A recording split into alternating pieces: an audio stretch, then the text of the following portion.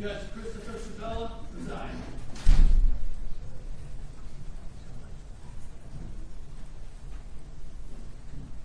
Thank you, Deputy Manzi. Good morning, everyone. Good morning. Good morning. How are you today? I'm doing fine. All right.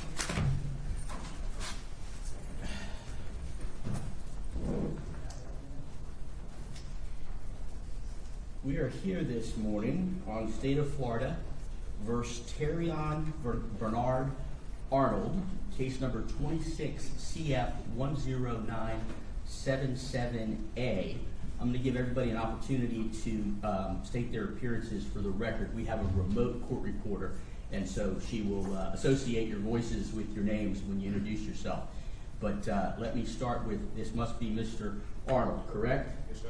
Mr. Arnold, good morning and welcome. All right, so let's start with the defense counsel. If you want to state your names for the record, your appearances at this time. Good morning, sir. My name is Harvey Steinberg, and hopefully you'll allow me to appear pro hoc. We're going to address your motion first thing in just a moment. Thank you, sir. Good morning, Your Honor. R. Timothy Jansen. I'm from Tallahassee, Florida. Mr. Alvarez. Good morning, Your Honor. A.J. Alvarez on behalf of Mr. Arnold. Welcome. Welcome to all of you. And for the state. Good morning, Your Honor. Kevin Riley, on behalf of the state of Florida. Good morning, Mr. Riley. Nice to see you again. Good to see you, Judge.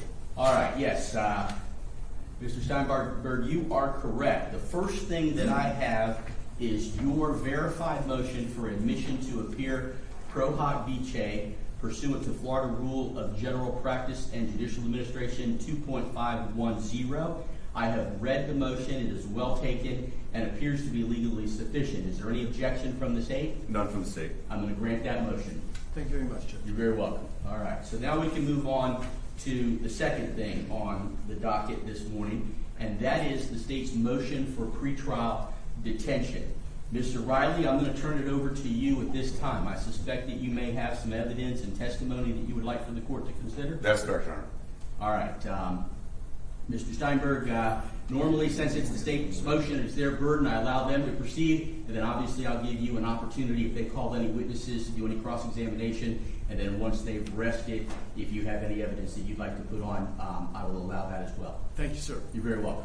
All right, Mr. Riley, you may proceed. Your Honor, I discussed with the defense. I'd like to enter into evidence that states Exhibit 1 and 2. All right, just identify it for the record, and then if you want to bring it up to me.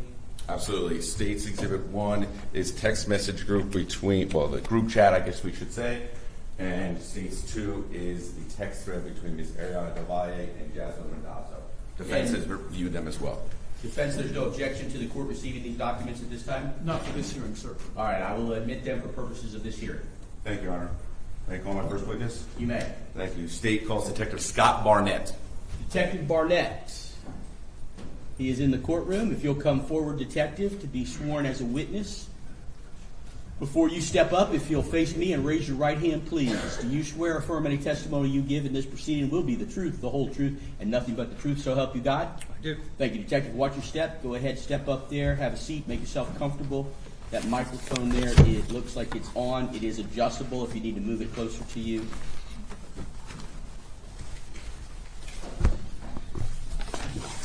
All right, Mr. Riley, you may proceed. Thank you. State your name for the record. I'm Detective Scott Barnett. And where are you currently employed? I'm currently employed with the Tampa Police Department And how long have you worked for the Tampa Police Department? for 22 years. What is your current capacity? Right now, I am a delayed latent investigative detective with the Tampa Police. And throughout your career, explain to His Honor, what are some of the roles and responsibilities you did coming through the Tampa Police Department? After coming out of road patrol, I was a field training officer. I moved into street anti-crime unit. From street anti-crime, I got promoted to detective. I was a violent crimes detective in our District 1 location. I then got selected and was on the Tampa Police Department Homicide Squad for 3.5 years. I came out of that back into the latent investigative squad that's in District 2, and my zone is the New Tampa area, which is everything north of USF to Pasco County. So I want to orient you to February of 2025. Which capacity reminds you guys you were in? Say what? Or 2026, excuse me. I didn't hear the question. I'm sorry. Your capacity back in February of 2026. this February? I was a DLIS detective in District 2. So how did you become involved in this case? The victims had responded to the Tampa Police Department District 2 office where I work out of, and I was notified of the offense that had happened. Okay, so you said you met with the victims? That is correct. Okay, explain to the judge who the victims were in this case. There were 3 victims, Jan Lopez, Danny Tenesaka, and Soldier Anderson. All right.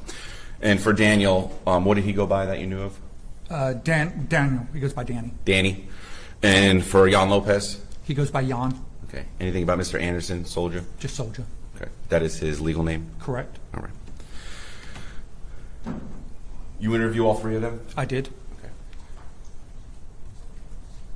In the best way possible, try to explain to us, from their point of view and what happened to them, what they explained to you. Where do you want to start? It starts about a month prior. Mr. Lopez, Jan, is a black truck driver. He owns vehicles, and he is a driver that people hire to transport themselves, their friends, whoever. He's directed to drive around to locations wherever they want to go. He had been hired by Mr. Arnold to be a driver for him. Danny is Jan's good friend. Jan ends up bringing Danny into the fold the more he hangs out with Mr. Arnold and Mr. Arnold's group and the transporting that they're doing, and when they're hanging out in certain locations, specifically Airbnb locations that Mr. Arnold had rented for them to go and hang out at, his friends and everything. We'll come back to Mr. Anderson Soldier. He's not in the very beginning. He's just a friend of theirs also. Absolutely. So you mentioned a few names there. You said Terrion Arnold. At that time, did you know who Mr. Terrion Arnold was? No. Okay. Did you learn who he was after that? Yes. Okay. And through the investigation and through this interview with the victim, before we get started on what happened, can you identify some players in the game that you were told by the victims? They had, besides Mr. Arnold, they had identified a person named CJ, whose name is Christian Williams, a person named Fredo, which is Freddie Hughes, a person named nicknamed Dell, whose name is Lindell Hudson, and another individual named Bokai, who's Bokai Hilton. Okay. All righty. And was it your understanding that they were friends with Mr. Arnold? Yes, And Mr. Arnold's the defendant who sits here today? that's correct. Okay. So it seems like he was driving for Mr. Arnold starting in January of 2026, Approximately. approximately. And now Danny wants to hopefully become some sort of celebrity barber. Danny does, correct. Correct. Orient us now to February 2nd or 3rd of 2026 in regards to what they explained to you. So Danny, on February 2nd, begins getting text messages. Actually, we can back up just a little bit from that. In this entire group associated with Mr. Arnold, Danny, again, is brought into the fold. He begins meeting people in that group, along with Jan. And one of the people that he meets is a girl named Jasmine. Is that Jasmine Randazzo? That's correct. Thank you. Jasmine Randazzo lives in an apartment with another female. Her name is Ariana Devalle. Thank you. There is a text message that Danny receives, or I'm sorry, let me back up. I'm just going to have to object narrative in the sense that the question was, let me orient you to the third, and now we're going back, and it's difficult to... All right, I'll instruct the witness. Listen to the questions being asked and answer only that question. So when you're going back to the third, how does this all get set up on the second, as you just mentioned? On the 2nd, Danny gets a text message from Jasmine saying, hey, why don't you come over? Okay, that's on February 2nd? That's on February 2nd. No, that's on February 3rd. Okay. So do you learn any of the backstory of regards to going down to Ybor City, partying, them going to the Airbnb? Where's an Airbnb located? Do you get any of that information? Yes. Okay. So did Mr. Arnold have an Airbnb here in The Bay Area? Yes, Where was it? in Largo. Okay. And was, God bless you, it was Yanni and Danny ever at that Airbnb? Yes. When? In the days leading up to the February 3rd. Okay. What is your understanding of the relationship of why they were at the Airbnb? Well, Jan was the driver for Mr. Arnold and his friends and anybody that he wanted Jan to transport to places. And Danny was friends with Jan. And so he was, again, brought into the fold. And he was there and met all the people we talked about and then began cutting hair for them. Okay. Now, when does something happen at the Airbnb? When does something go missing? I believe that was February 1st. Okay. And from your understanding, what went missing on February 1st? A large amount of property belonging to Mr. Arnold, property belonging to Fredo, and property belonging to Bokai, and property belonging to a cameraman that was hired by Mr. Arnold to film content. Okay. And how did you learn that these items were actually taken? Those people who had items taken reported it to the Largo Police Department. Okay. And you were able to review that report? Yes. And that's how you're able to testify here to court today? Correct. Okay. What did Yanni tell you happened after, or I should say, did anything happen after they went out to Ybor City on one of those nights in the first week of February between Yanni, Danny, and the group? Anything negative? No, nothing negative, no. Okay. They were all hanging out. They had become part of the group with Mr. Arnold and all the guys. Instead of just being hired, they became part of the group, kind of like friends also, and hung out. Okay. There was, other than obviously we'll get to what happened, but there was no conflict, no issues, no bad blood at all when they were going back and forth from Ybor to the Largo Airbnb. Is that right? That's correct. When does the conflict start? And when, I think that's where you're going with the text messages, or Danny might have received one. When does the conflict start?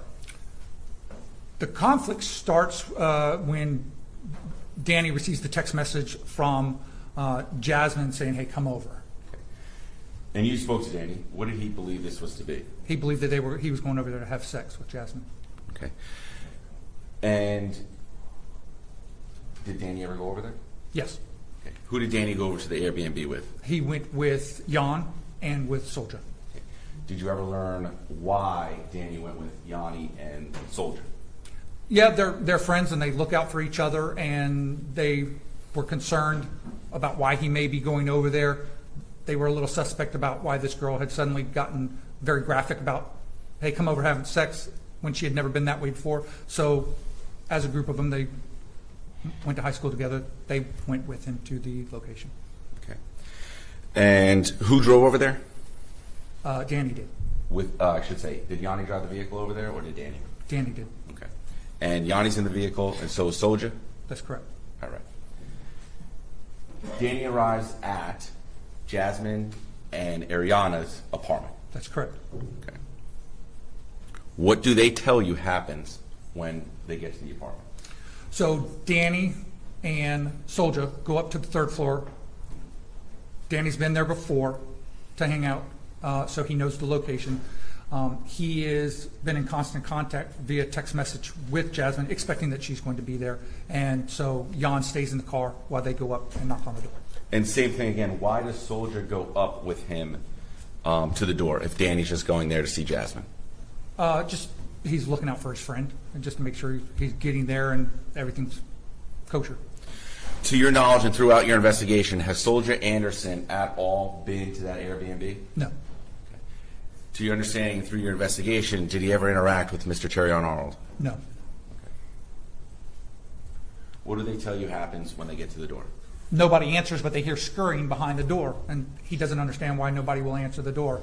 So for several minutes, he's texting and trying to get Jasmine to come to the door, saying he's there and everything like that, and it takes a while, but finally the door opens. Okay. And when the door opens, who opens it? Ariana DeValle. Okay. And what does Danny say happens? He questions, he's like, "Hey, where's Jasmine?" And Ariana says, "She's not here." And he goes, "She's here. I just got off the phone with her. I'm here to meet her." And so then he and Soldier go into the apartment. Okay.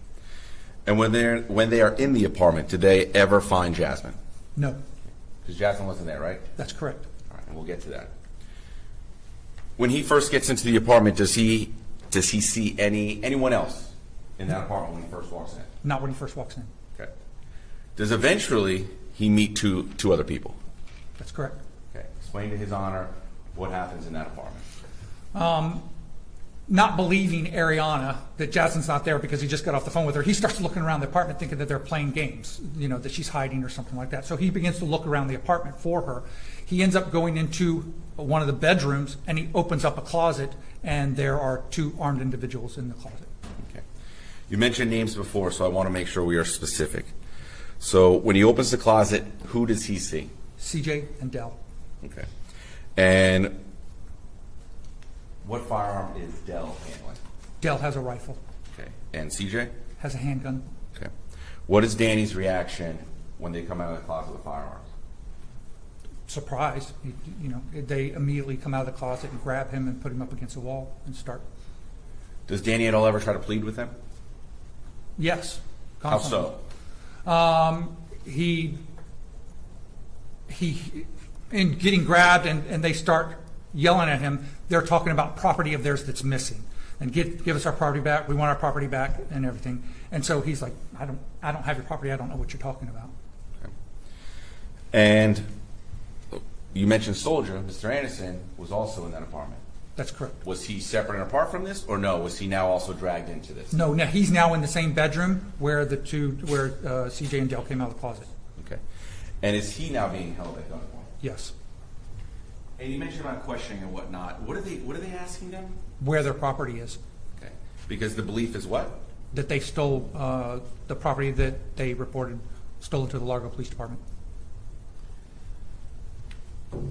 Through your investigation, to your knowledge at this time, did Danny or Mr. Anderson take any of that property? No. Okay.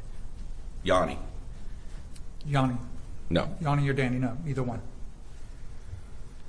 So, what did the victim explain to you happened to them after they're getting questioned? Where are these items where they and having firearms pointed in their face? Explain to the judge what are the things they are actually doing to these victims. They're punching them, they're striking them with the weapons, and they're holding them against the wall so they can't leave. Okay. Does anyone stick a pistol in someone's mouth? But that comes later. Okay. So while they're hitting them, pistol whipping them, trying to get answers that Soldier and Danny don't have for them, what does Danny explain happens next? Well, Danny explains next that Jan shows up. Okay. Do you ever learn why Yanni came down from the car and went up to the apartment? He was expecting Soldier to drop Danny off and come right back down to the car. And after several minutes, when that didn't happen, he was like, okay, what's going on? Why doesn't he come back down? So he goes upstairs to find out what's taking so long. Okay. And when Yanni comes up to the apartment, what does he describe to you he sees? The door is standing wide open, and he hears men's voices yelling in an aggressive manner. Okay. Did he tell you what he was thinking, and then what did he do? He wasn't thinking. He was thinking something was wrong with his friends inside the apartment. And then Ariana steps into the living room, and she kind of motions towards the bedroom like this. And for record purposes, you're holding your hand up against your chest, pointing to the left of you, signaling like, "Hey, go over here." Correct? Yes. All right. Just want to make sure the record's clear. And then does he actually follow that Direction. That direction. Thank you. Yes. What does he see when he gets over there? He runs into the bedroom, and he is immediately pistol whipped in the head by CJ. After he is pistol whipped, does he now become involved in the questioning of where's our stuff, things of that nature? Yes, Okay. And the beating continues? it does. All right. What happens? What are other things that they do to the victims while they're in that room? They continue to beat them. They continue to ask where the property, where their stolen stuff is. They end up taking the pistol. CJ takes the pistol and sticks it in Danny's mouth, pulls the pistol out, racks the slide, sticks it to the side of his leg, continuously tells him, "We're going to kill you. We're going to shoot you if you don't tell us where our stuff is." At any time, did Danny, Yanni, or Soldier say, "All right, that's it. We know where it is. We took it"? At any time did that happen? No. Were they consistent that they did not take those items? Yes. And is it as simple as the gunman in the room just did not believe them? Correct. Miss Ariana Del Valle, while this is going on, is still in that apartment. She's in the bedroom, yes. Anything else, or what happens next after they're not getting the answers that they want? Does anyone else show up? Yes. Fredo shows up. And that's Mr. Freddie Hughes? That's correct. Okay. And do you learn later that Mr. Freddie Hughes was actually with Mr. Terrion Arnold? That's correct. All right. And I guess we can go into that for a second.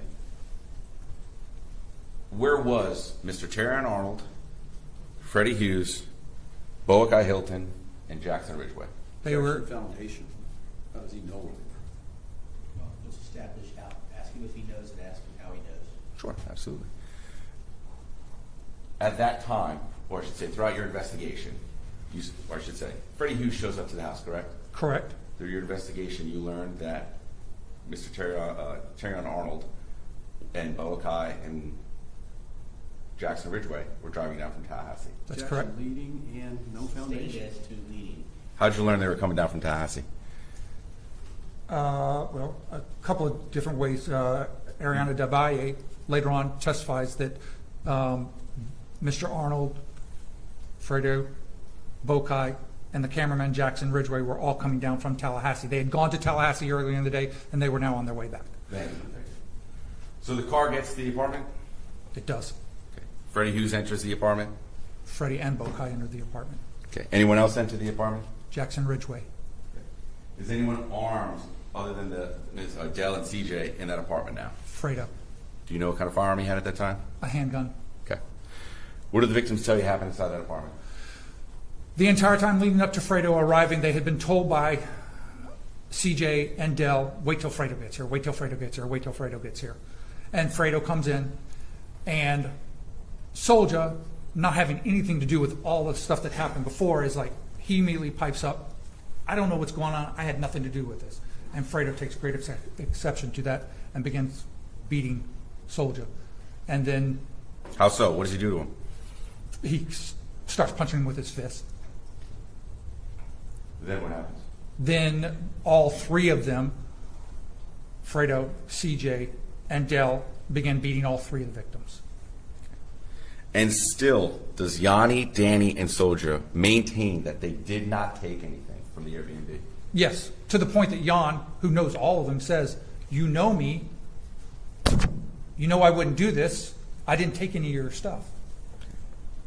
And from their understanding and what they explained to you, do they believe that? No. So what happens next?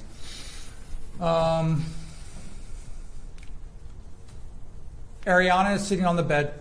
She is using her phone to FaceTime Live it. Additionally, she's texting also. This goes on, the beatings go on for quite some time, and then to a point, they realize they're not getting anywhere with the victims and recovering their property. Okay. So now you mentioned Ariana is in the apartment, which is her apartment. She's on FaceTime Live. You're talking about the FaceTime app on Apple iPhone? Correct? Okay. Not a Facebook Live or an Instagram Live. That's, no, Completely separate. completely separate. Okay. So what is Yanni thinking when he's inside that apartment? I'm going to object to that. As to speculations. Or did Yanni ever tell you what he was thinking in that apartment when he was getting beaten? Yes, What did he say?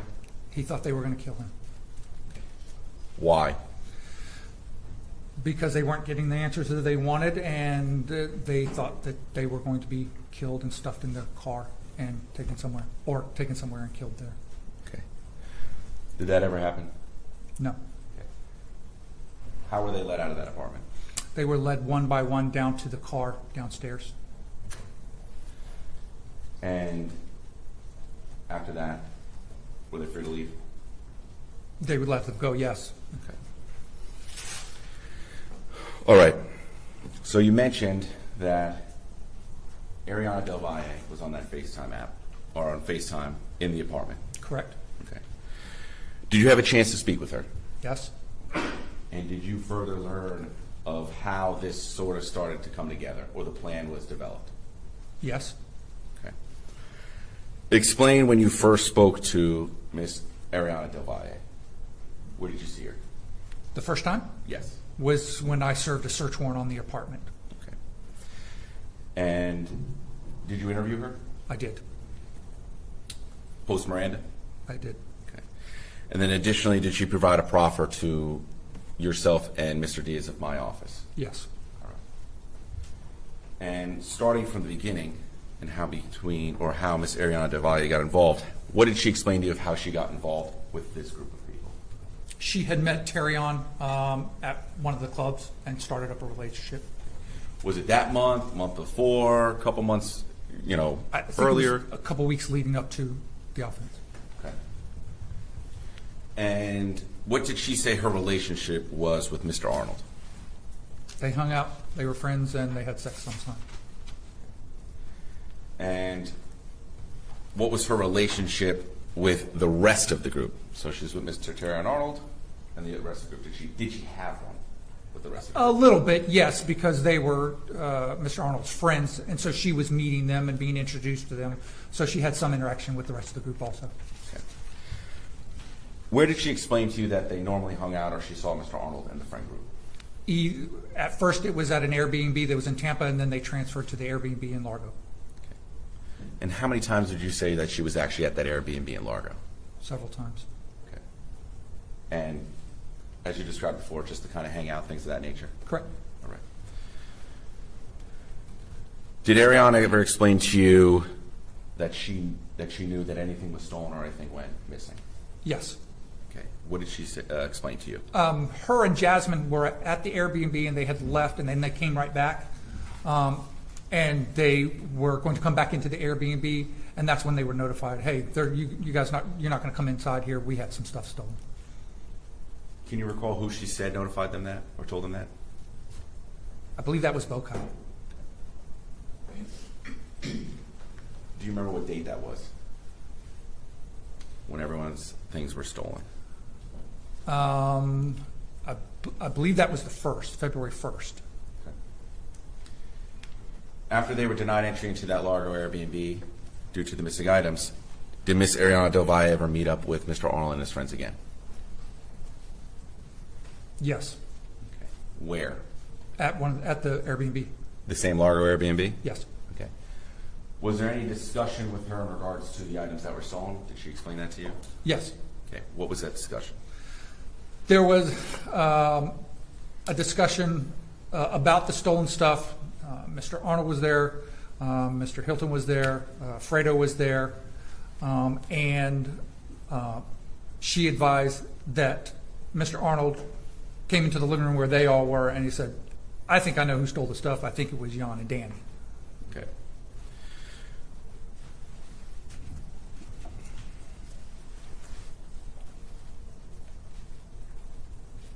Explain to His Honor kind of how the inside of the house is set up and where this meeting's taking place from how she explained it to you. Well, it's a townhome that has kind of like a common area that has the living room, dining room, and the kitchen is off to the side, and then it has bedrooms off of that. Okay. So it's an open floor. Correct. What does she say next that Terrion is saying that he thinks he knows who stole their stuff? He thinks that Jan and Danny went to the Airbnb while they weren't there and stole the stuff. From interviewing her, did she say anyone else brought those two names up during that, saying that they were the people that stole it? Not originally, no. What did Mr. Arnold say after that? He said that they should lure Jan and Danny to a hotel and press them for information about where their stuff is. Okay. Confront them? Yes.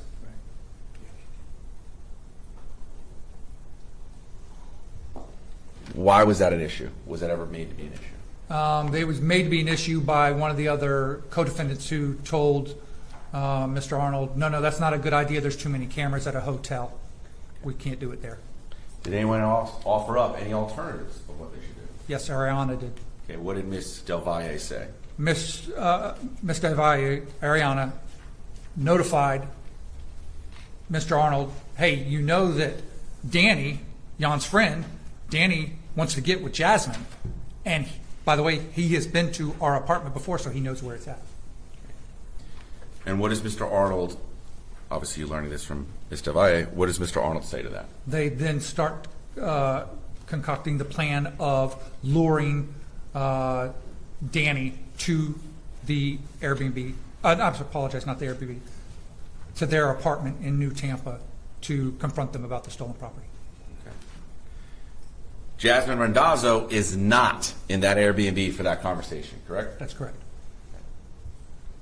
How does Jasmine get involved with this plan? So that's now where we get to the third. Okay. Jasmine is at the apartment. She's asleep.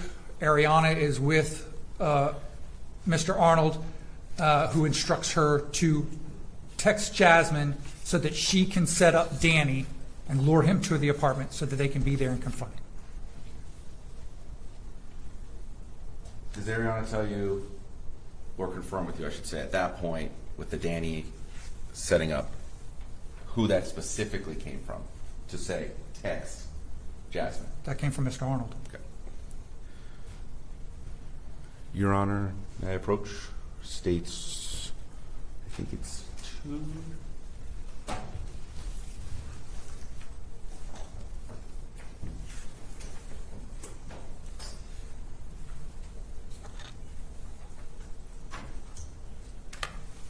Your Honor, I'm handing the witness what's been entered into evidence already as the State's Exhibit 2. I want to point your attention to page 4503, also for defense counsel as well, the text messages. It's 4,503.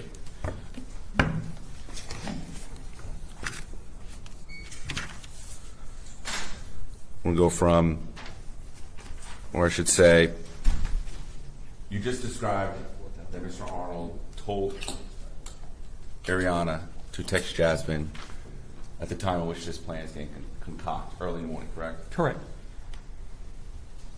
Does Ariana actually send that text message? Yes, she does. What does she say? She asks Jasmine, are you up? What time is that at? That's at 4:50 in the morning. Okay. So as the conversation's happening at the Airbnb, and Mr. Arnold tells Ariana to text Jasmine, those phone records are from, that you have in front of you, These are from Ariana's phone. confirming that that text message was actually sent to Jasmine, right? That's correct. Okay. Does Jasmine actually answer that early in the morning? No.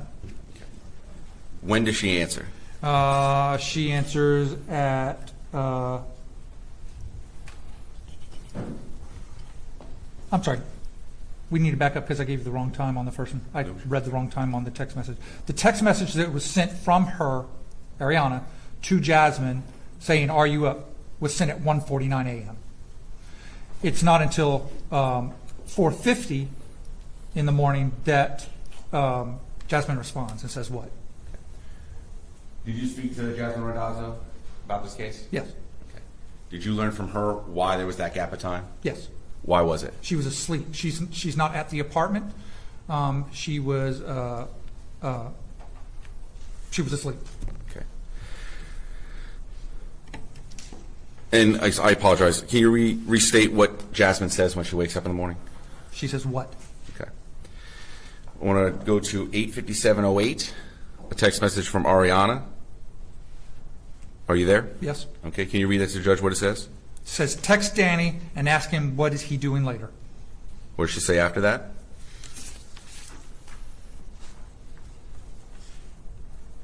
She says that's it. And then so this is all Ariana, correct? Correct? All right. And what's the next message that Ariana sends? She says that's what Terrion said. Then what's the next text message that she says? The next one says, did you do it or you want Celeste to? Okay. So what it seems like is that Ariana is rattling off text messages without Jasmine answering that, correct? Correct? All right. So it'd be text Danny and see what he's doing later. Jasmine doesn't answer. And that's it. Jasmine still doesn't answer. That's what Terrion said. Jasmine doesn't answer. Do you do it or want Celeste to? Jasmine doesn't answer. Did you learn from Ariana, or I should say, to go back, while these are happening, where's Ariana and who is she with? Ariana's with Terrion. At 9/11, Jasmine answers. Correct. And what does Jasmine say? She says, I'll do it. And Ariana responds? She says, okay, let me know when you do it. Okay. Going to page 4,507. Timestamp 9 minutes and 28 seconds. What does Ariana say to Jasmine? So basically, just try to get him to come over tonight. And Jasmine respond to that? Not yet. Not yet, but yes. And what does Ariana make sure to tell her right after she fires that text off? Don't be suspicious, though. What does Jasmine say? She says, for what? Who you with? And who does Ariana say she's with? Terrion. And what does Ariana say after that? She says, just do it. It's for them. And Jasmine replies? Okay. Page 4,513.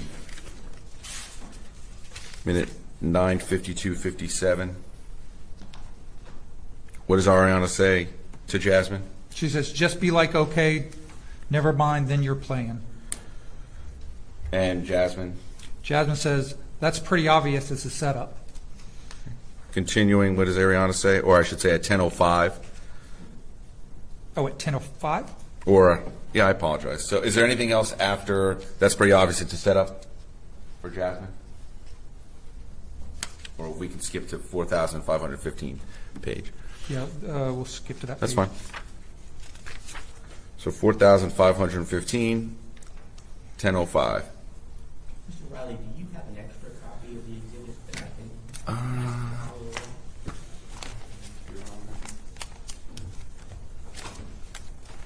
I do, Your Honor. That's right, don't worry. Judge, I can be of assistance. I have an extra copy. You have an extra copy? Yeah, of course. I figured you might. Thank you, Mr. Steinberg. I How may I appreciate approach? it. You may approach. Thank you, sir. I'll go to 4,015. And this is an unmarked copy for you. Appreciate that. Thank you very much. You may proceed, Mr. Riley. Thank you, Your Honor. Page 4,515, timestamp 10:05. What does Ariana say? You already said for yourself what it sounds like. Jasmine responds. Why he want him over there? Ariana. They're trying to set him up, and he's trying to pay us for it. Jasmine responds. Wow. She says, why though? Okay. Is that a yes? Yes. And then what does Ariana say? They stole all the rest of their shit. Jasmine. Then why doesn't he just say he needs his haircut? When you had your discussion with Jasmine, why was she saying to you, in the group chat or the text messages to try and get the haircut? What is the haircut? What does that mean? That's the way that's Danny, because Danny cuts their hair on occasion and everything like that. So they're trying to come up with a reason for him to come over. So they're saying, say that you're going to cut the hair. Do they essentially do that? The haircut? No. Because the plan was still to what?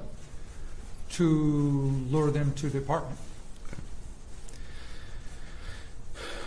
Ariana says after, Jasmine says, why doesn't he just say he needs his haircut? What does Ariana say? Read those messages. It's 4518. 45:18.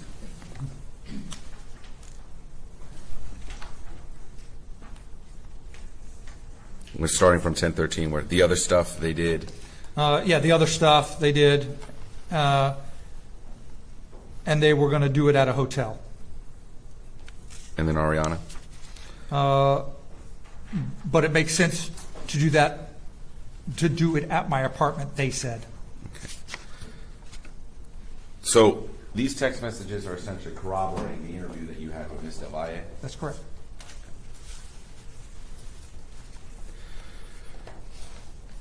On page 4,535. Is that once again at timestamp 1:14:49?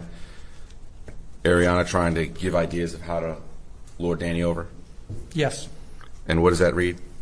It says, tell them that you got something to do so the food wouldn't be done till around 10:30.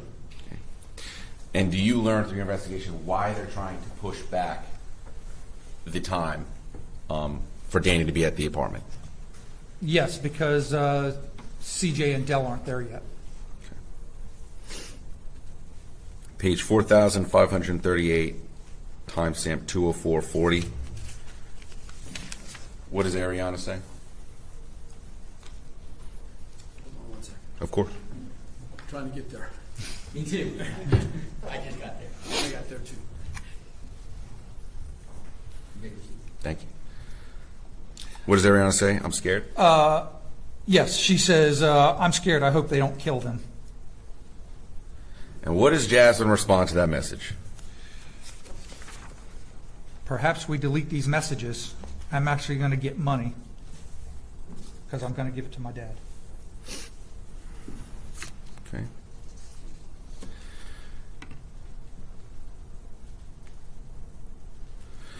Page 4,552. One more time. 4,552.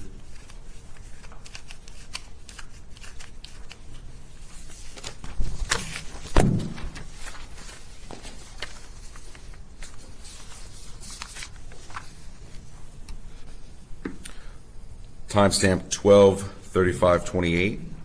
Jasmine says what? Don't hang up. Don't hang up. Yes. From your interviews with both these women, what are they doing right now during these text messages? They're doing two things.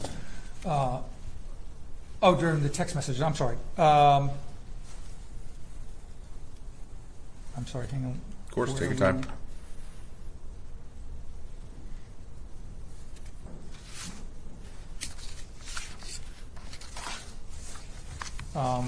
What are they doing during the message? Ariana is. I'm not sure what you're asking. I apologize. No issue. Or we were asking.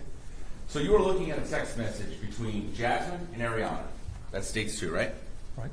Okay. Then there is on states 1 is a group chat between Jasmine, or you explain who's in group chat, who's in the bigger group chat. The bigger group chat is Bokai, Hilton, Jasmine, Ariana, and later on, CJ, I think, comes into it also.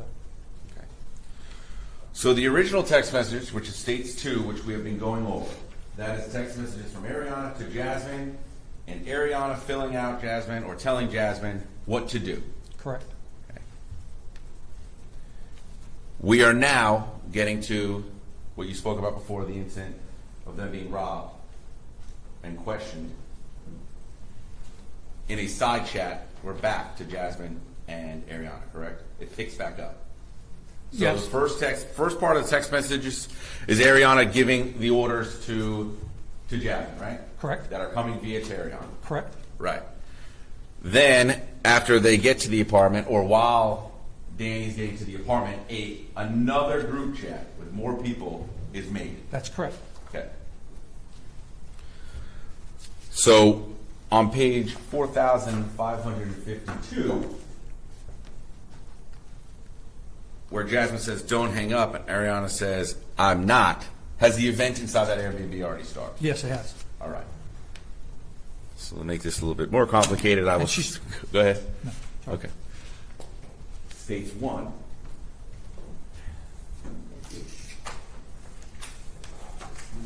me just make sure I believe Mr. Steinberg, this other stack is a copy of stage 1.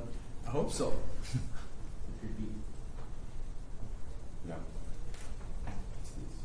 Starts with 6. Oh, yeah, this is just a continuation of That's the rest of this is the stage rest 2. of stage 2. Do you have a separate copy? Does anybody have a What separate page, copy of stage 1? The entirety of stage 1. What's the base thing? You've been referring to bait stamps for page. Correct. It just, I didn't even get there yet. It's just the entirety of States 1, which is the text, the group chat text message. Does it have bait stamped on it, sir? 6, starts with 6. It appears that the detective has an extra copy. Please show that to Mr. Rosenberg before you States 1.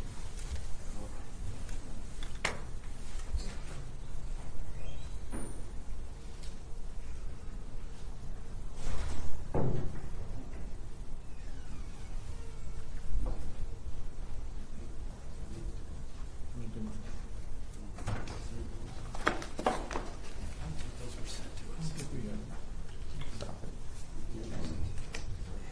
Okay. That's why we're asking for the bait stamps. Take a look. 'Cause I didn't get, I would have brought you a copy. We haven't got, we just got the second. Okay, here you go. Got him? Yeah. I just, So that does appear to be a copy of States 1? Yes, sir. Thank you. And there's nothing additional on this. It's a clean copy, just like the exhibit that was admitted? yes, that's States looked at in defense as well. Okay, you may proceed. Thank you, Your Honor. It should be. That's the exact copy that Mr. Diaz provided to me outside for All that. right, thank you, Detective. I appreciate that. Handing you States 1. Okay. States 1 reminds His Honor who is in, or who starts that group chat. Bokai does. Okay. Did you ever learn why he starts that group chat? So that they can, because they're going to turn the volume down on the live stream, and they want to be able to communicate with each other, so they start a group chat so they can text in the group chat, but watch what's going on Ariana live FaceTime it. All right. So we've already gone over the messages between Ariana and Jasmine for the setup. Now we go to the group chat on page 6 of States 1. What is Boakai's first message? Y'all communicating here. Okay. The beginning of this group chat. When does it start in the timeline? It starts at 11:29 p.m. on the 3rd. So Danny, Yanni, and Soldier are not at that Airbnb yet. That is correct. This group chat, does it reflect the buildup until Yanni, Danny, and Soldier arrive at that Airbnb? Yes. So Boakai at 11:29:32 says, y'all communicating here. And Jasmine says, all right. Correct. Boakai says at 11:30:05. What does he say? He says, Dell and CJ, text in this chat when y'all are 5 minutes away from the house. And Dell responds? 10-4.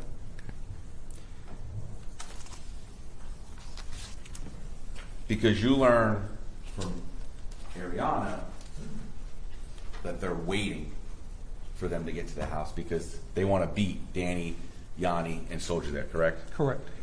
Okay. Page 9. Timestamp 11:33:20. What does Boakai say? If you FaceTime him, tell him you'll be done in like 20 minutes. Show your face. Do not hide it. And say, my roommate is going to come downstairs to come get you. You can chill in my room till I get there. Okay. So this is Boakai giving the instructions to Jasmine and Ariana, correct? Correct. All right. And you've learned through your investigation, at that time, where is Boakai? He's in the vehicle with Mr. Arnold, Fredo, and Jackson. And they are coming back from where? Tallahassee.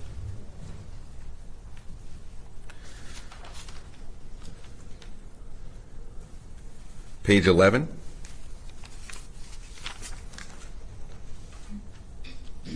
Timestamp 11:34:23. What does Boakai say? CJ, let Dell know when you get there. Go in his car and wait till he gets inside so y'all can both walk in together. At 11:35:22, what does Boakai say? At 11:35:22. Yes. CJ question mark?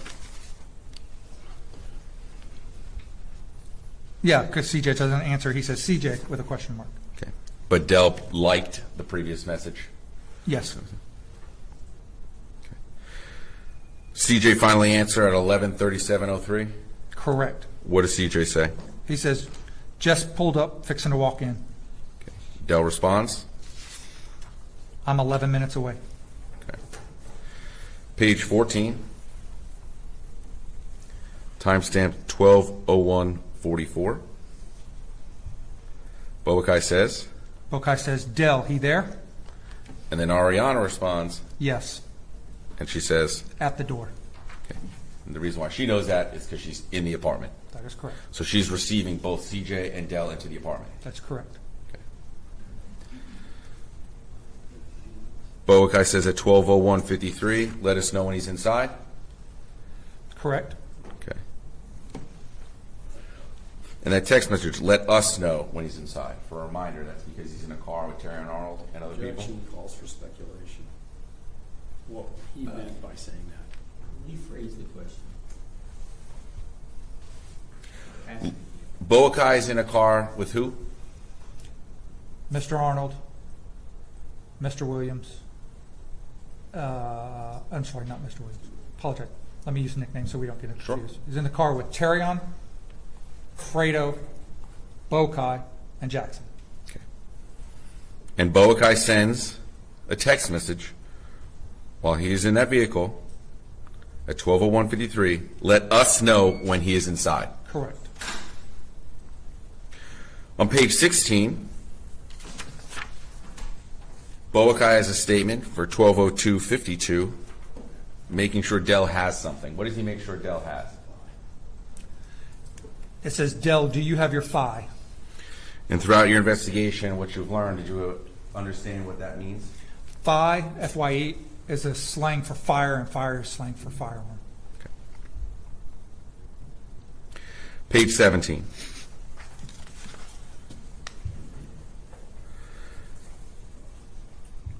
Timestamp 12:06:30. What does Boakai say? He's instructing Ari to get closer. From listening or interviewing Ari,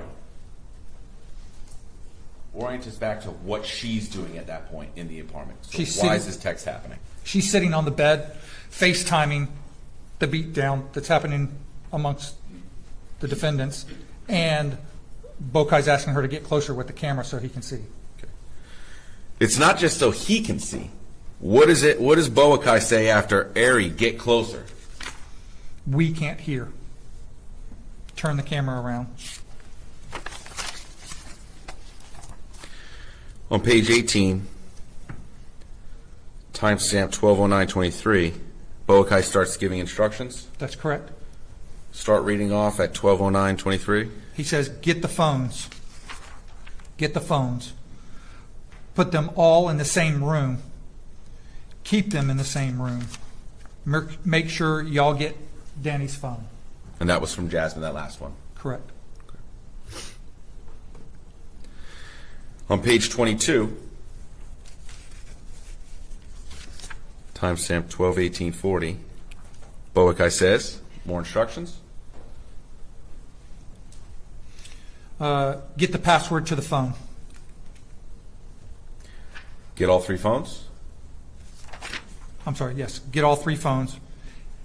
Give CJ the phone. And then at 12:20:13, what does Boakai say in all capital letters? Say, why was Terrion's phone in Miami? Through your investigation and your interviews and what you learned, why is that text message important? Because one of the items that was stole from Terrion was his other cell phone. Okay. And did you learn about where that cell phone might have been? Yes, Where? it was in the Jackson Miami. Foundation, how? Let's establish how he knows. Through your interviews and your investigation. Yes, through their interviews, investigation, Ariana heard a conversation between, basically between Terrion and his sister. What was that conversation? She called Terrion and said, "Why are you in Miami?" And he said, "I'm not in Miami." And she said, "Well, your phone is." Through everything that we've gone over before and through your investigation, and to remind everyone, who is the one that first says that it has to be Yanni or Danny that stole the items? Objection, that's not what the testimony was. The testimony was, I think I know who did it. That was the testimony. All right, repeating question. Who is the person that brought Yanni and Danny's name into the conversation about who may possibly have stolen the items? Terrion. And through your investigation, is it because of that knowledge that you just told us of the phone being down in Miami? Yes, Why is it relevant that we know that that phone was in Miami to the person? Because at the same time, Jan, recalling that he is a black truck service driver, he was driving a wrapper around and he was in the South Florida area at the same time. Okay. After Boakai says, so why was Terrion's phone in Miami? Boakai after that says another in all caps again at 12:20:21. He misspells it, but he's saying turn the camera around. Turn the camera around. It was emphasized. And then tell them nobody can leave till Fredo gets there. Boakai then says in all caps there at 12:25:01 again. Tell Dell to take them phones now. Okay. And then he emphasized that when he didn't get a response. On page 28, Boakai says at 12:32:04.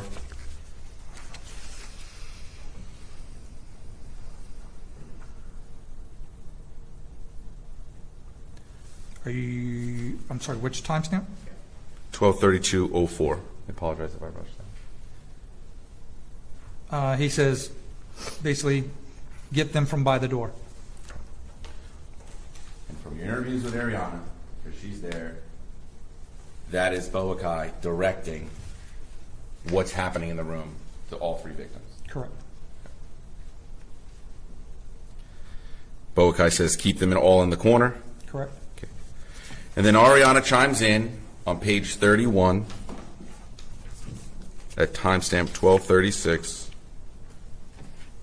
What does Ariana say? I got the phones. Okay.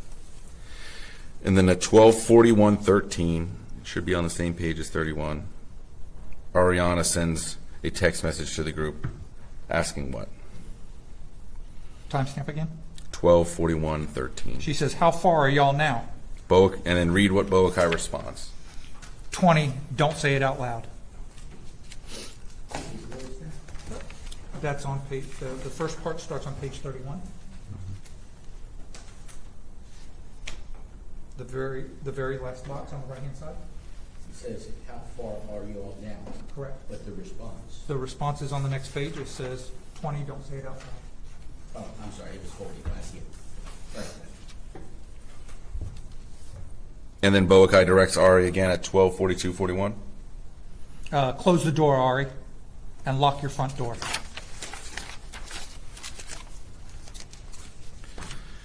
At 12:46:25, what does Ari say? She rattles off 3 messages. I don't have any more messages. I don't have any more either. That's fine. Sure.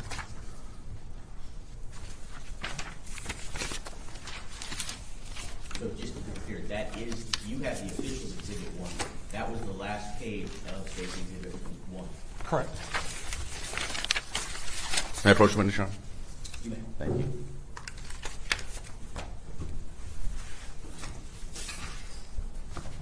Flip to this one.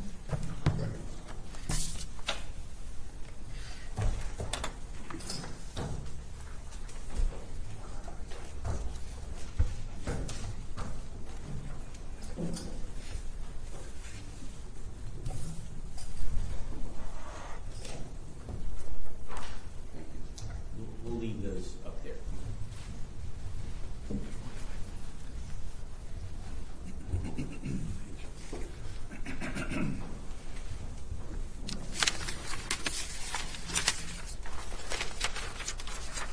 Through your interviews with Jasmine and Ariana,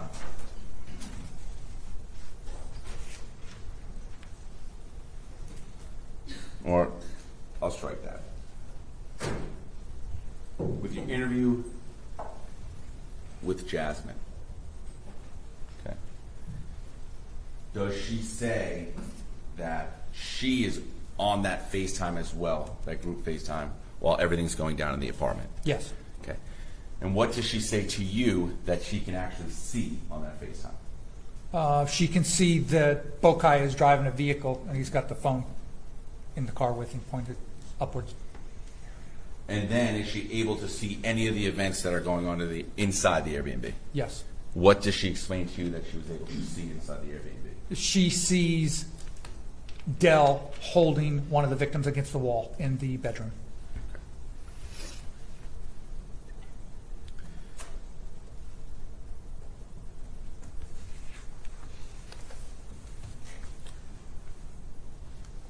I want to circle back with Jasmine for a second.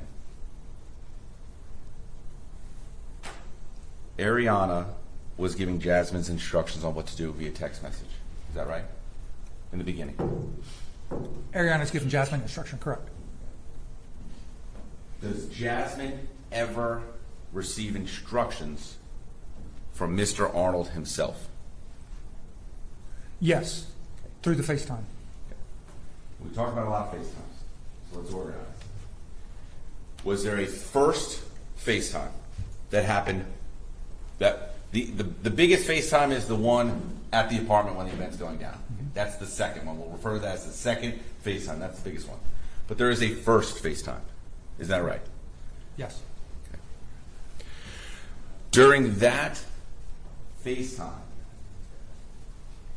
or explain, as Jasmine explained to you, who was on that first FaceTime? Ariana is. Okay. And who is Ariana with? Ariana's with Terrion. You just mentioned a second ago that Jasmine actually received direction from Mr. Arnold.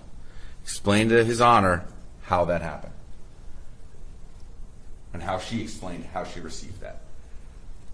She is conversing with Jasmine, and Terrion is giving instructions, and she's relaying those, and then at some point in time, Terrion is actually talking and giving her instructions.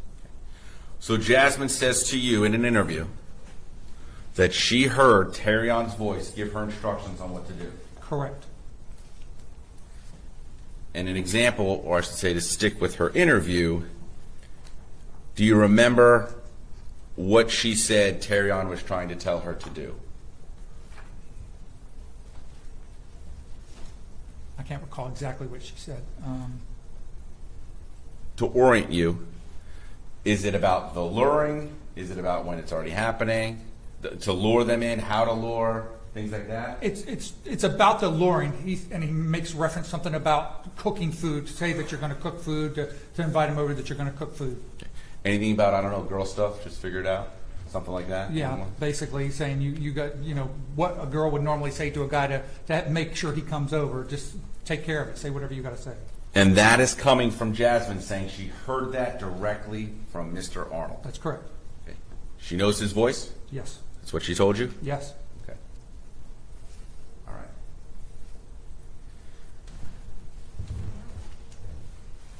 And that first FaceTime is earlier in the night. That's correct. Okay. That's the planning stage. That's correct. On top of all the text messages from Ariana and Jasmine, planning stage. Correct. Second FaceTime, that's the group chat that's going on and the FaceTime While the offense is happening. Correct. while the offense is happening.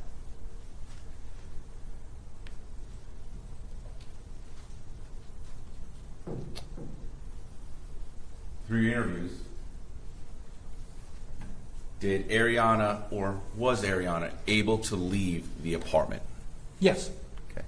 When was she able to leave the apartment? Several times she left the apartment.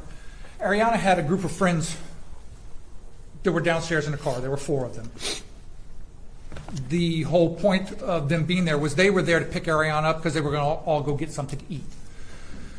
So they were like, are you coming downstairs? Are you coming downstairs? And she kept putting them off, saying that I can't leave yet. They won't let me leave. And the 4 who are in the car don't know what's going on upstairs. They just know there's other people up there, and Ariana's not willing to leave from whatever's going on upstairs. Okay. When does she finally leave? And with After she leaves after the beatdown, but prior to the 3 victims being led downstairs to their car. Okay. And you learned from her who picked her up? Yes, Who picked her up? Mr. Arnold, who was still seated in the vehicle downstairs.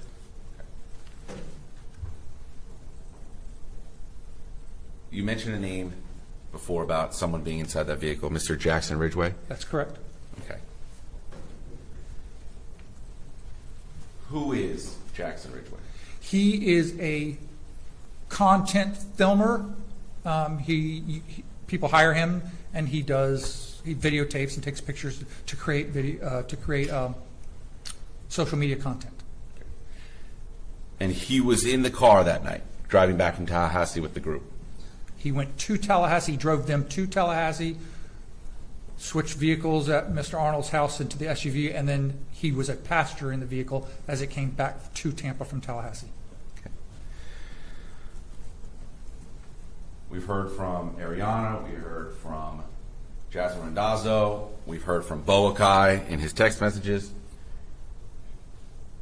All about the plan, all about the present sense impression of what's happening at that time. Now, what does Jackson Ridgway give you in his interview in regards to when they're on their way back from Tallahassee? Bokai is driving. Terrion is sitting in the passenger seat directly to his right. Fredo is in one of the back seats, and Jackson is all the way on in the 3rd row.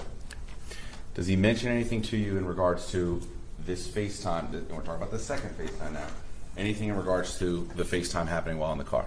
The Bokai is the one who's on the phone for the FaceTime and is holding the phone and sharing with Terrion, who's sitting to his right.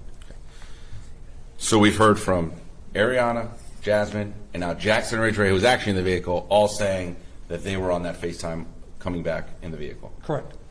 But Jackson was not on the FaceTime. I'm sorry. Jackson was not on the FaceTime. You said all of them, so I want to clarify. He's not on the FaceTime? Boakai and Mr. Arnold. Correct.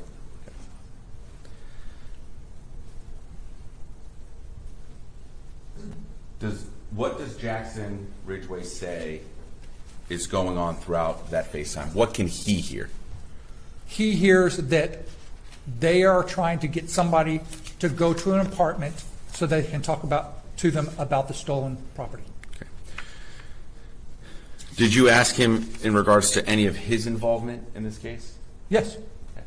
And what was his involvement? None. He was hired by Terrion to film content and was just a passenger in the vehicle as they were coming back from Tallahassee and stop at the apartment complex.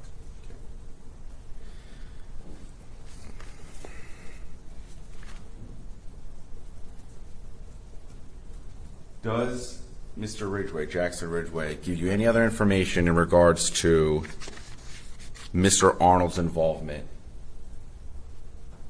or knowledge of the beatdown? I don't know specifically what you're asking. I'm sorry. That's fine.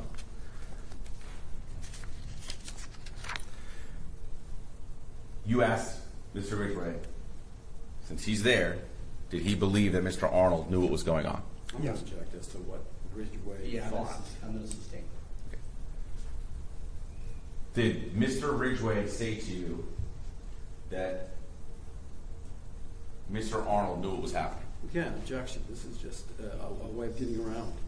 He's basically saying, did Ridgway say, I thought that Arnold knew? That's the essence of the question.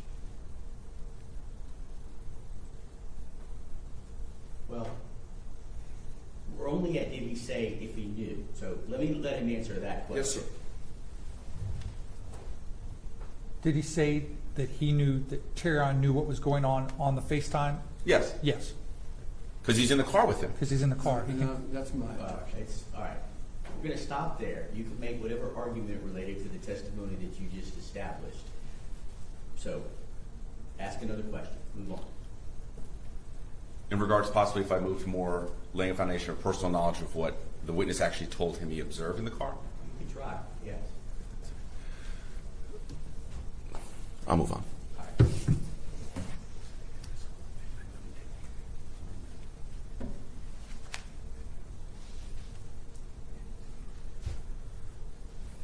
Was Jackson Ridgway surprised, or was he not surprised that anyone was arrested in this case? Jackson, relevance? Who cares what Jackson's surprise or lack of surprise is? Yeah, I'm gonna sustain as to relevance. Your Honor, if I may, in the argument? Yeah. My argument is personal knowledge. He is seeing what's happening in his car, and he is interviewed with this detective of his observations and beliefs. Just like if I was in a car and someone was angry, I'd be able to testify and say, that person's angry. Or based off of their actions, they were perceiving, or they were looking at a FaceTime. We all heard what was on a FaceTime. His personal knowledge, his observations of what he saw and heard. Well, and you've established that, I believe.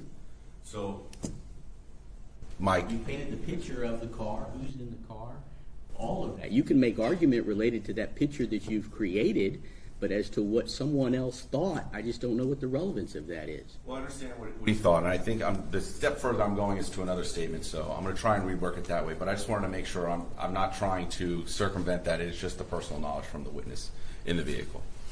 So I'll restate my question.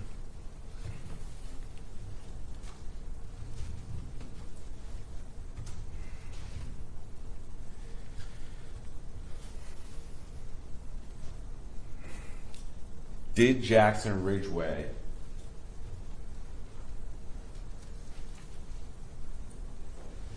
I'll put it this way. Was Jackson Ridgway in that vehicle asleep? Did he tell you? He did tell me he was not asleep. So he was wide awake? Yes, he was. Correct. He was able to observe, he told you, observe and hear the things that were going on in that vehicle? Yes. Okay. He made note of those things? Mental note, yes. And then when you interviewed about it, he recalled those and explained that to you in an interview? Yes. Okay.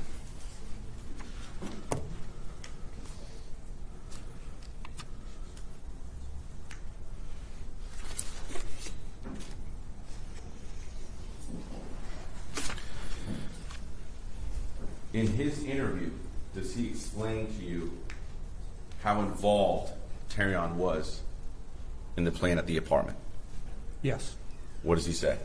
He said that Bokai and Terrion were the two main people who were planning this luring of the individuals to the apartment to find out where their stolen property was.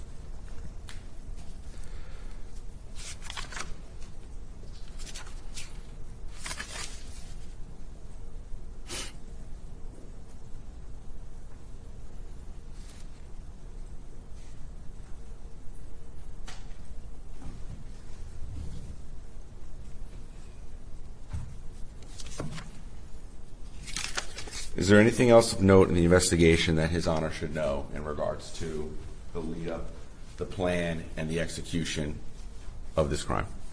I don't object to the following question. This is like, hey, what did I forget to ask you?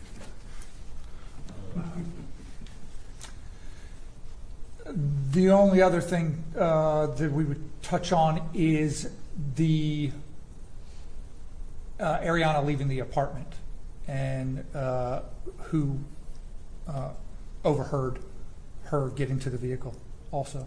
That's And- right. Glad I asked a clarifying question. When Ariana gets down to the apartment, Down the vehicle. or gets down there, what does she say? Or does she have a conversation with Terrion Arnold? Ariana does, yes. What does Ariana tell you that Terrion Arnold told her? She gets into the vehicle. Terrion is now the driver of the vehicle, or in the driver's seat of the vehicle, and he says, basically, I got to get you out of here. It's too hot here. And that's corroborated also by Jasmine, is that not? That's correct.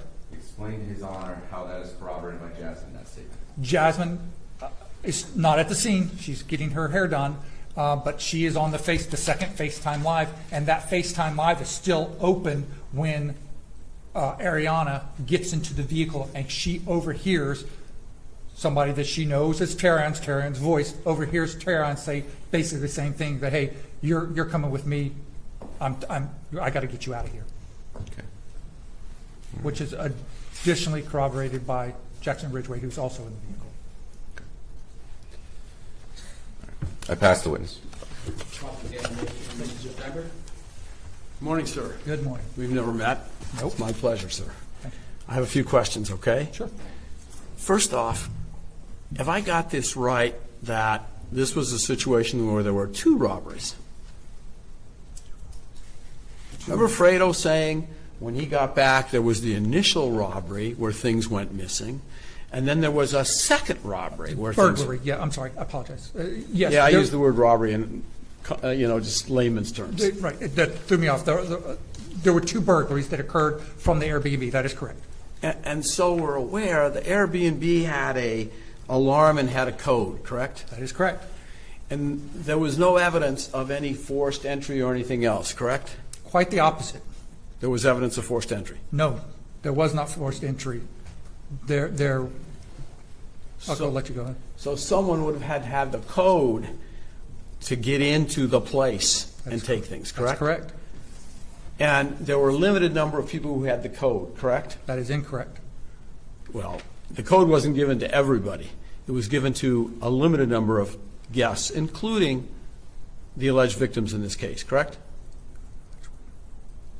It was apparently given to a great number of people, to the point that in a 24-hour period when they downloaded that code system, there Yeah. were over 100 entries in 24 hours. But we don't know if those were the same people coming in and out. That's correct. So you're not telling the judge there were 100 different people. You're just saying there were 100 entries, meaning multiple people, or maybe 1 or 2 people coming in and out regularly, correct?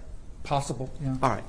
Now, the people who had the code were, for sure we know Dan had the code, correct? The haircut guy? I don't know if Dan had it. I don't know if I ever asked him that. I know that Jan had it. Okay, Yanni had it for sure. Yes, sir. And one would assume, since Yanni and Danny were close friends, Danny would have it, correct? We could assume that. And then what prompts this, in terms of my understanding, is there's some suggestion that Mr. Arnold's phone is in Miami, correct? Correct. And we know that Yanni's an over-the-road truck driver, correct? Not quite accurate. He is not an over-road truck driver. He owns a SUV, and he is a driver. He gets hired to drive people around. We knew he was in Miami. There was some suggestion he had gone to Miami during this time frame, That's correct. Okay. So in response to that, Mr. Arnold says, I think, and those were the words, I think I know who did this, correct? Words of that sort, yes. And that's because the only item that was taken from Mr. Arnold was his phone, correct? No, You were that's told not- that, you weren't told that by the witnesses? That the only item was taken was his phone? From Mr. Arnold? No. Okay. So we do know his phone was taken, correct? Yes. And we do know his phone winds up in Miami, correct? Correct. And we do know that Yanni was in Miami in this time frame, correct? Correct. And we do know that as a result of that, Mr. Arnold says, I think I know who did this, correct? Correct. If I got that all right. That's correct. And we spent a bunch of time on luring. You know, you use that word multiple times, right? Yes. But I want to get this in perspective. There had not been a falling out prior to February 2nd between Danny, Yanni, and this group, had there? No. They were still friendly, correct? Yes. And in fact, Danny would come over and cut hair, correct? That's correct. And Yanni was still driving, correct? Yes. So there was really no need to lure anyone anywhere, because they could have said, hey, come over, and confronted them, correct? They could have. And there's no question that in terms of doing this surreptitiously, Yanni and Danny knew the people who were in the apartment who did this, correct? No, we don't know that. Well, you don't think, no, I'm not talking about the burglary now. I'm talking about to them. When they knew who CJ was, correct? Correct.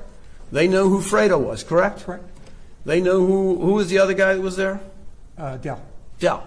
So the victims knew all these people, right? Yes. So we know there's no need to lure them, and we know there's no benefit of doing it in an apartment because in terms of identification, they can all identify each other, right? Correct. If I got all that right. Yes. Okay. Now, so I'm also clear in terms of Mr. Jackson. You interviewed him twice, right? At least twice. Correct. Twice. And the second time you interview him, you basically say, I don't think you were forthcoming the first time I talked to you. Remember telling him that? Basically, yes. And so the judge gets a perspective. He went into the place where these guys were being held and beaten, correct? He did. He goes into the living room. He didn't go into the bedroom. But he runs up to the apartment, correct? That's correct. And so if I got this right, you're saying that he knew these guys were being held against their will, that they were being beaten, threatened with death, and his response is to run up into the room, correct? He didn't know all of that was taking place. Well, wait a second. He didn't? I thought it was on the FaceTime. I thought you told us that he was able to see the FaceTime and saw what was going on. So he must have known that. I never said that. Oh, okay. Because the truth is, what Jackson told you is he couldn't see the FaceTime because it was too dark. Isn't that true? That's correct. So he didn't see anything on the FaceTime, correct?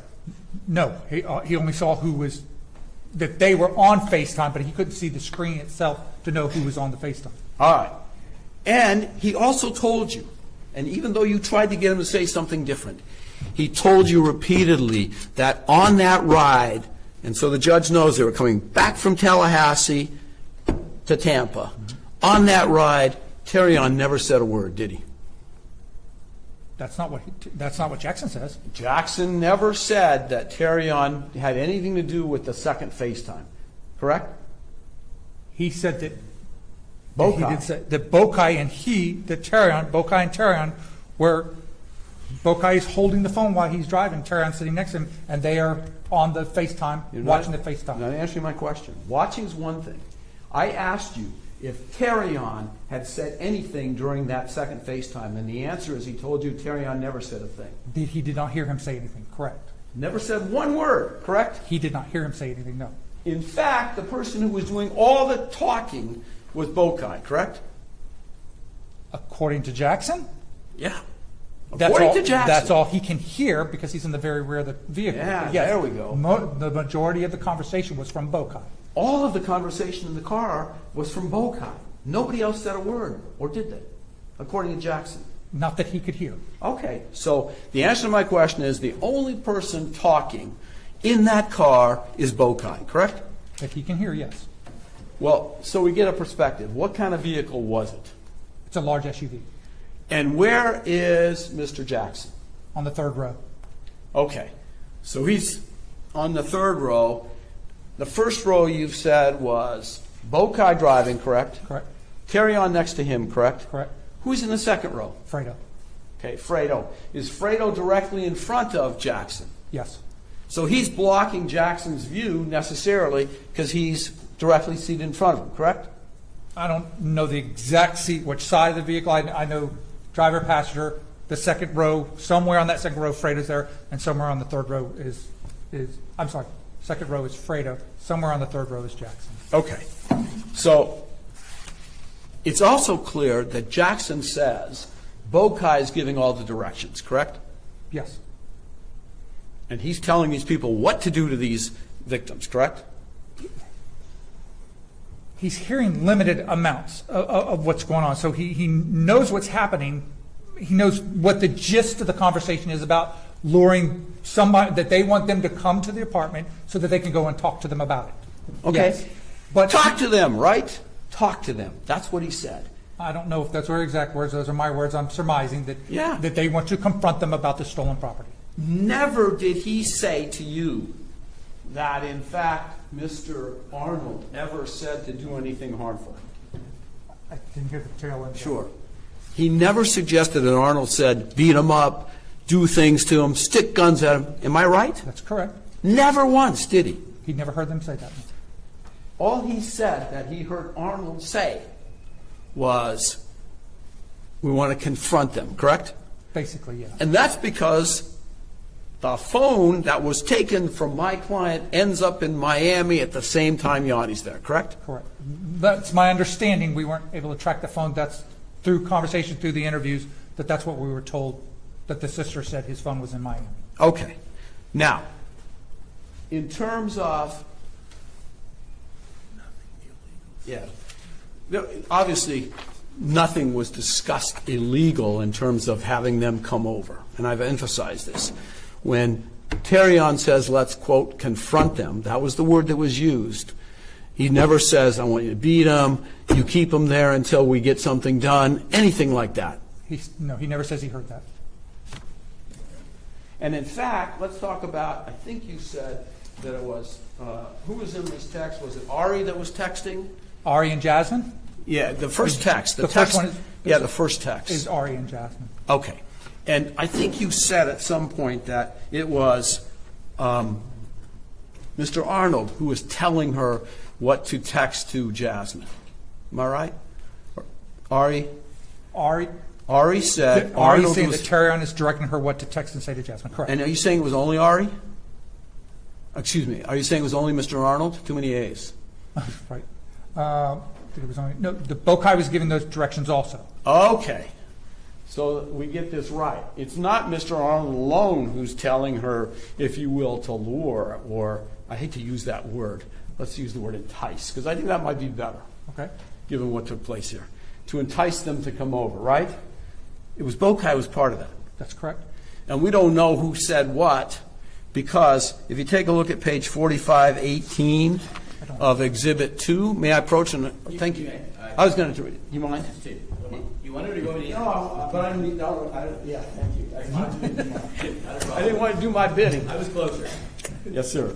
Page number one more time. I have 4518.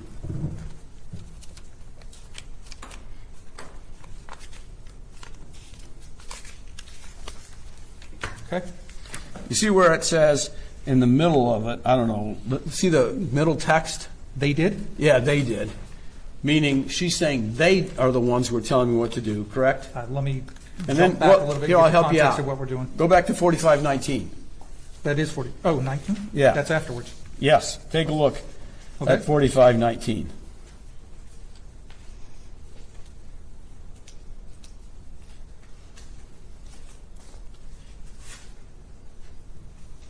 See where it says at the first one, but it makes sense to do it that at my apartment, they said. Correct. All right, my point being, we have no idea what Bokai was saying and what Mr. Arnold was saying, correct? In terms of the direction giving for the enticement. It's not, we're not able to say who said what. Because she says they, we don't know, right? You follow me? No. Okay.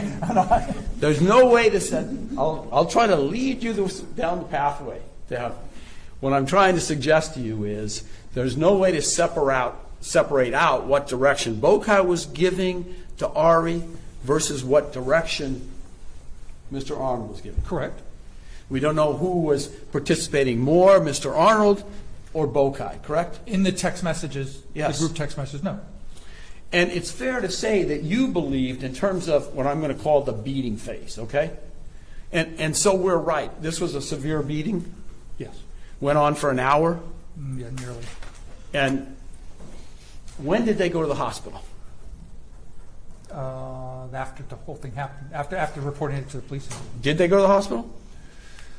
I believe they went to a clinic or went to their doctor or something, yes. You're not sure, are you? Not 100% sure exactly. So as you testify today, you can't tell this court that in fact they had any medical intervention at all, can you?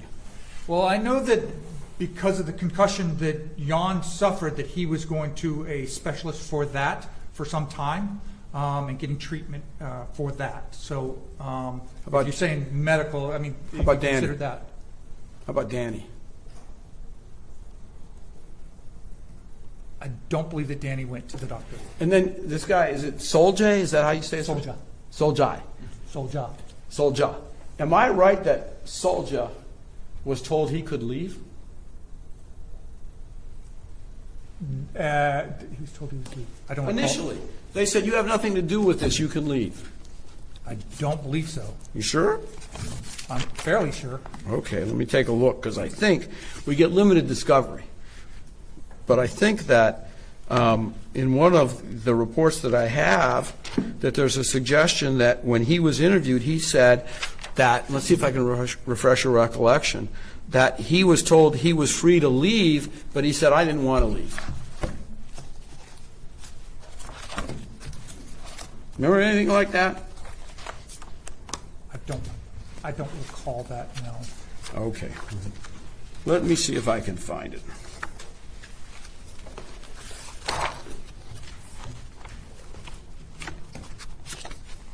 Because you interviewed these guys shortly after this, right? Correct.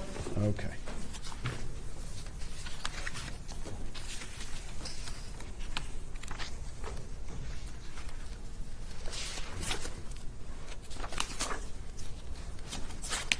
You have page 48 of this report. That's where it's at.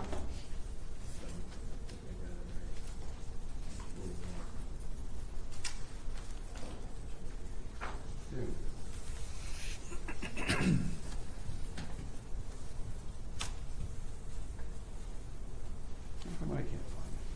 It's always frustrating when you're in these hearings and can't find stuff because you want to appear organized, thinking you know what you're doing. It's all right, I'm not holding it against you. Yeah, but I'm holding it against myself. So now I'm committed to finding this. Here we go. This one I put myself at ease.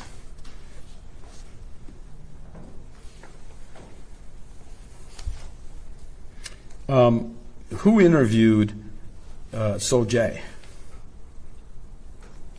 I believe I interviewed one time by an officer in the district, and then I got involved and I re-interviewed them. And do you remember reading the initial interview of him? Do I remember reading it? Yeah, the interview of the police officers. I assume he did a report. Those officers did a report, yes. And did you read that? Yes. And do you recall him saying that he was told he could leave, he had nothing to do with this, but he wanted to stay because he wanted to be with his friend? I don't recall reading that. If that's part of the testimony that the officer wrote, I'm not going to dispute that, but I don't recall reading that. May I see if I can refresh your recollection?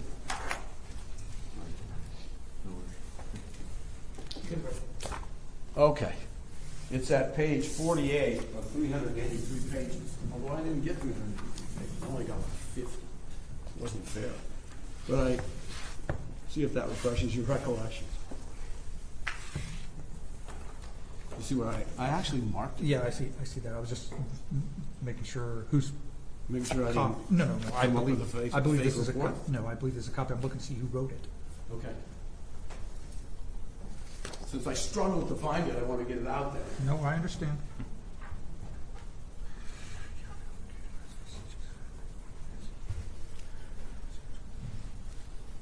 This is actually my report.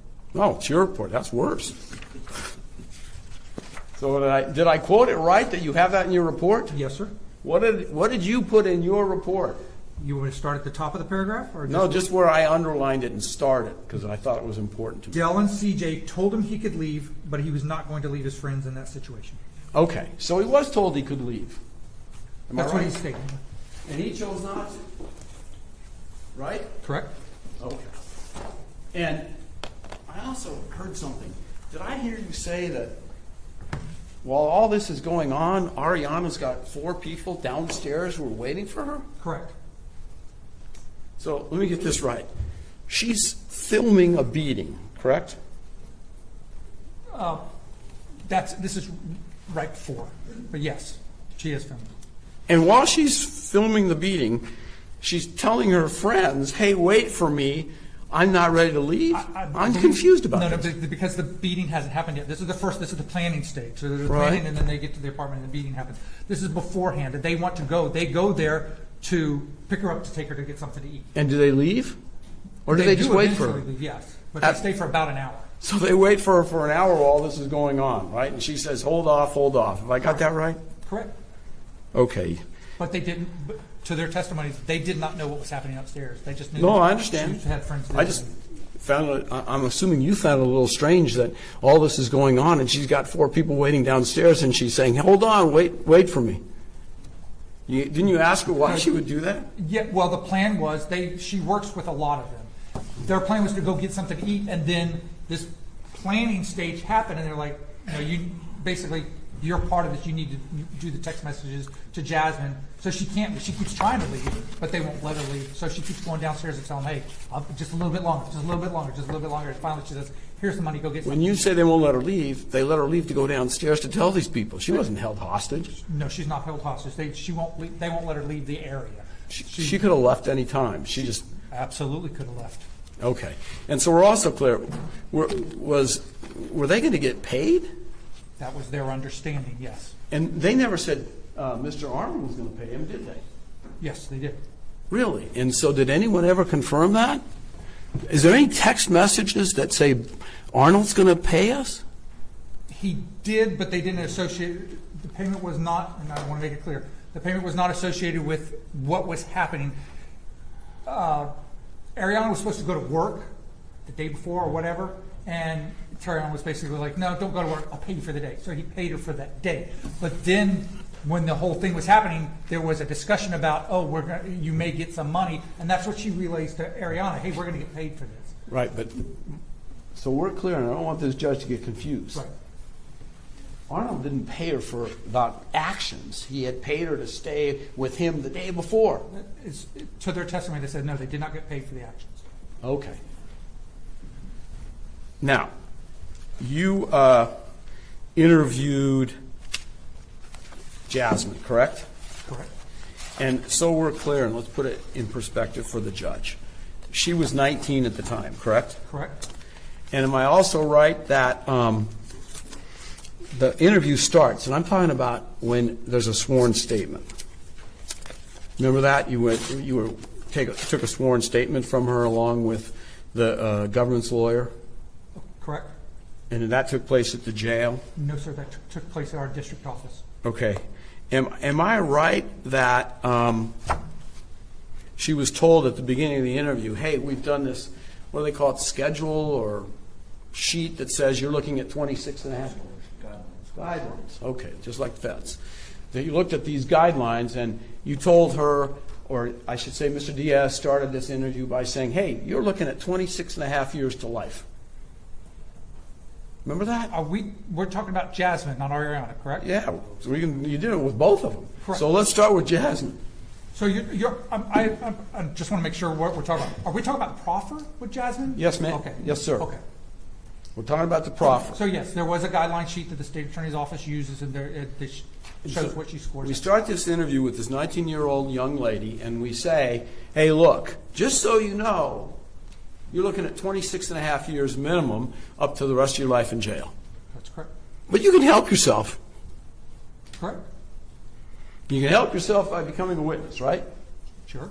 If she chooses. No promises are going to be made to you. But remember, 26 and a half years. Right? Correct. Okay. During that interview, and this is what, the third time you've spoken with her? Once at the scene, once at the district, and then the proffer, yes. And I apologize, I misspoke because I thought we were talking about a different one. This did not happen at my district office. This happened at the jail. I thought so, but I didn't want I was confused on which interview we were That's talking okay. about. I thought it was interesting that you would bring her out, but, what do I know? So I want to be clear. There are 3 times, and the first time, so the judge is aware, you believe she lied through her teeth. No, which is why she wasn't arrested that first. The first time I talked to her was at the apartment complex when I'm talking to Ariana at the search warrant. And so Jasmine told you the truth at the apartment complex? She didn't give all the information. We had to discover that. Yeah, well, she basically said, I don't know what you're talking about. Basically, she tried to say that she wasn't there. She wasn't there. I mean, that's wasn't. when you say all the... No. In terms of Jasmine, she absolutely wasn't there. Correct. And she basically says, I don't know what you guys are talking about. I didn't have anything to do with this. I didn't entice anyone to come over. I didn't do anything, right? She tried to say that at first, yes. Okay. Now, at the third meeting, which is at the jail, after she's warned that she's looking at 26 and a half years to life, and when did that take place? Do you remember the date? March. I don't know the date off the top of my head. Sorry. Let me see if I can help you with that. I think it was around March 20th of 2026. Does that sound right? It's possibly right. It's in March. I'm pretty sure hers was in March. All right. I have a little sheet Correct. that says March 20th to 26th. Correct. That's the transcript. And so she's been in jail for how long at that point? A month. Just A over month. Okay. And and it's clear that you guys, and so we're aware, and so the judge is aware. Obviously, Mr. Arnold's been out this whole time from, say, February 3rd when this event occurred until his most recent arrest, which took place within the last few days, right? Correct. So the better part of, help me with the math, I'm thinking let's see, we'll say 4.5 months, Yeah, that's close. maybe closer to 5. I'm saying 3, February, 4, March, 5, April, 6, May, June, 4, yeah. 4.5. Almost 6. No. We got all of February, March, April, May, and we're almost at the end of June. So it's 5 months, okay? Right.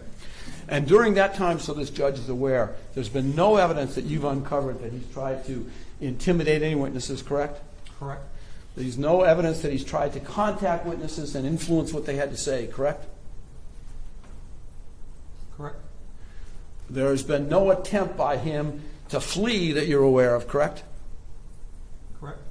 In fact, you were aware that when we were contacted and told that there was a warrant out for his arrest, he arranged for his surrender, I think within 24 hours, Pretty close. Yeah. right? Correct. So in terms of a flight risk, you don't think he's any type of flight risk, correct? You have no evidence to suggest that based on the fact he stuck around for 4 months and was told that he was going to, and I want to say 5, give me that license, and was told, hey, there's a warrant out for your arrest. He immediately turned himself in, right? That's 2 different questions. All right, let's do the second one. If I got everything right, that in fact that he knew about this, he knew there was an investigation, correct? Oh, yes. And he stuck around for 5 months, correct? Correct. And turned himself in within 24 hours of being told, hey, there's a warrant out for your arrest. That's correct also. Okay. Now, we have no evidence But that you he asked me whether or not I didn't. I'll ask the questions. You don't get to ask me. Well, you did ask the question. I withdrew it Good. because I don't like your answer.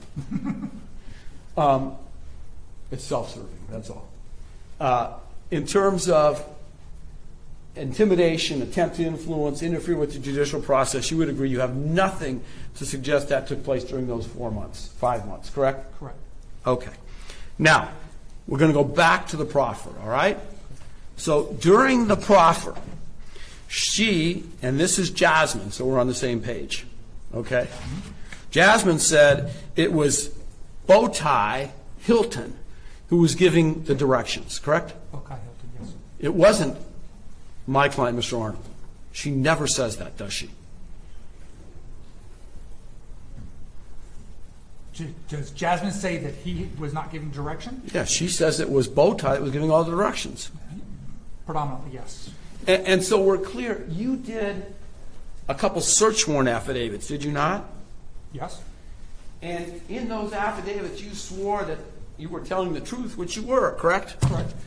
And in those affidavits, both of them, I think you did one for the apartment, correct? Yes. And then did you do one for phone records too? Yes. And am I right, during those sworn affidavits, you say that it was Defendant Hilton joined the live stream to watch and direct actions against the victims. Those are your words under oath, correct? Is this for the cell phone? Yes. That was written by another detective, but I approved that, yes. Yeah, that's what I meant. They wouldn't do it. You're the lead guy. Correct. This is your case. Nothing happens without your approval. That's correct. All right. So in there, somebody with your assent said Defendant Hilton joined the live stream, and so the judge is aware this is the second live stream, correct? That's correct. To watch and direct against actions against the victims, right? Correct.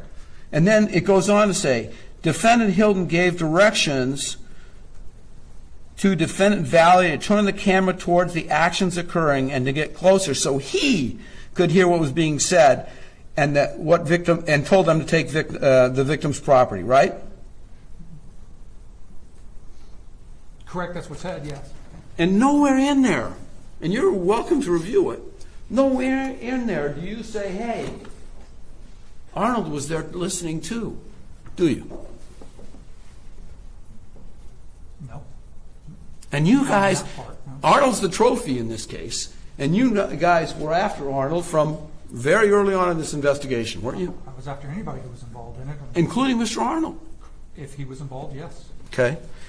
And when you were interviewing Jasmine, you would agree, she says she doesn't remember him saying anything, i.e., Mr. Arnold.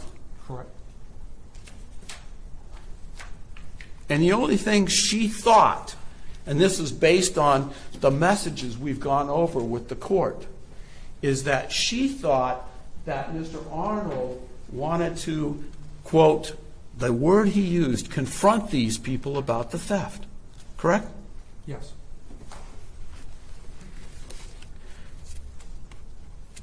And she also emphasizes that it was always Mr. Bokai Hilton directing actions. Through his phone, yes. And I think you even asked her if she could see whether or not Arnold was there, and she said, I don't know. And she said, I think he was because Ari told me that. Remember that? Yes. So she didn't even know whether he was in the car when all this stuff's going on until she says Ari told her that, right? Correct. Okay. Now, in terms of Jasmine, she obviously changed her story, right? From the first time where she said, I don't know anything, until the sworn statement. Correct.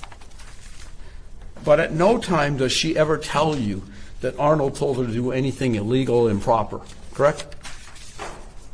Did you say anything illegal? Yeah. Does she ever say that? I'm sorry, I'm right, aren't I? Basically, yes. Okay. If you don't include, yes. All right. Now, the next young lady we interviewed was Ariana. Ariana. And I think her last name is pronounced Del Valle? Devalle. Devalle. Excuse my All right. accent. All right. Now, she also says, so we're clear and so the judge is clear, that it was in fact Bokai Hilton that was directing all her actions. The actions were being directed through Bokai's phone, yes. Not only through his phone, by him, by Bokai. Who she thought was Bokai, yes. Okay. Those directions are coming from Bokai. But you and I established already that we didn't know who was directing exactly. Okay, well, but we do know, I can live with that too, Judge. I'll take either one. So we're clear, though. What she says is that it was Bokai, and I've got we can go, I got page 50, 55, 56, 57, where she says it was Bokai who was telling her what to do. At what point? During the beatdown? Yes, Yes. the entire beatdown. It was always Bokai. Correct. It was never Arnold. She never once said to you that Arnold told us what to do when the, quote, beatdown, unquote, was happening. She specifically no, that she could not pinpoint a direct statement that was being made. It was coming through Bokai's phone, and Bokai was with Terrion, and that those actions were being directed to her from. Bokai was talking. She never heard Terrion talk. Am I not right that during the video where she's FaceTiming the beating, correct? She says it was Bokai who was directing everything. Bokai was the one who was telling her what to do. Am I not through right? the live stream. That was through the texts.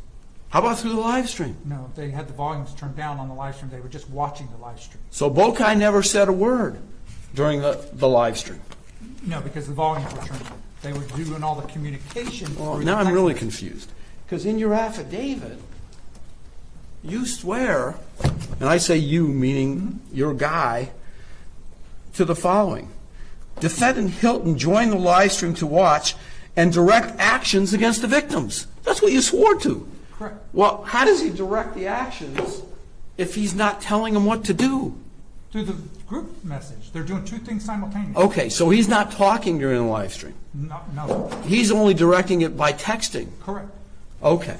And when you say that once, that's what you mean. And then when you say it the second time, you say Defendant Hilton gave directions to Defendant DeValle to turn the camera to get closer so he could hear what was being said and then say what should be done.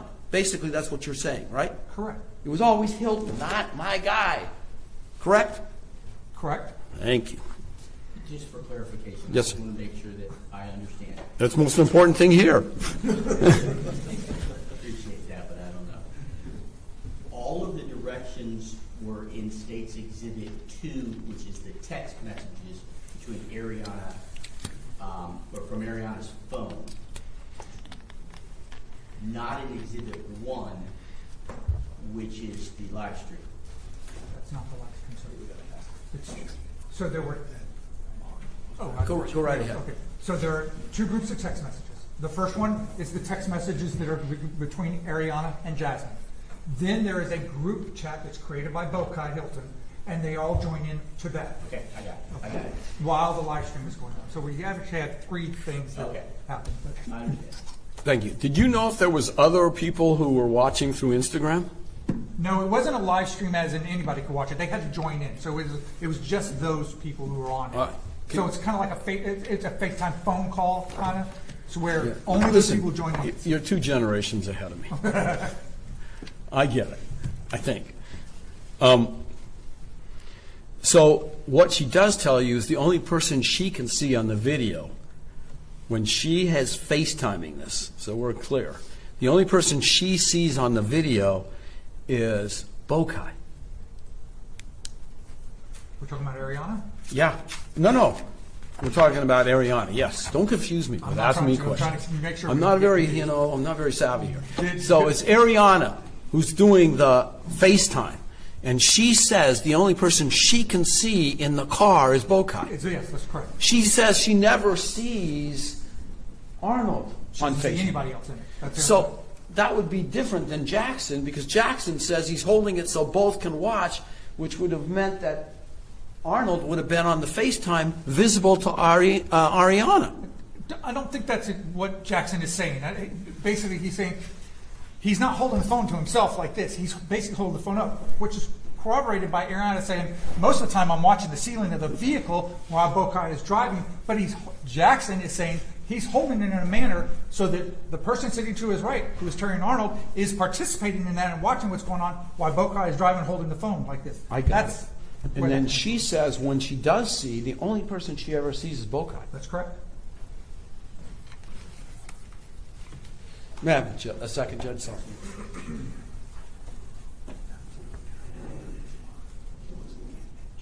Right, okay. So I'm clear, there's this chat group, right? And you'll help me out, teach me a little technology. Chat groups involve a number of people, right? Correct. And you have to join the chat group, right? That's correct. When did Mr. Arnold join the chat group? He on any device he does not. He never was part of that, correct? In He terms does of not use a joining, device to participate in the chat group. That's correct. and so we're aware, we know he had a second phone. That's correct. So I don't want the judge to think, well, he couldn't because his phone's somewhere in Miami, but he had a second phone that he could have used to easily join if he wanted to, correct? Correct. And you have no evidence that he did that, correct? That's correct. And you have these texts, 1 and 2, Government's Exhibit 1 and 2. How many of those were generated by my client's phone? None.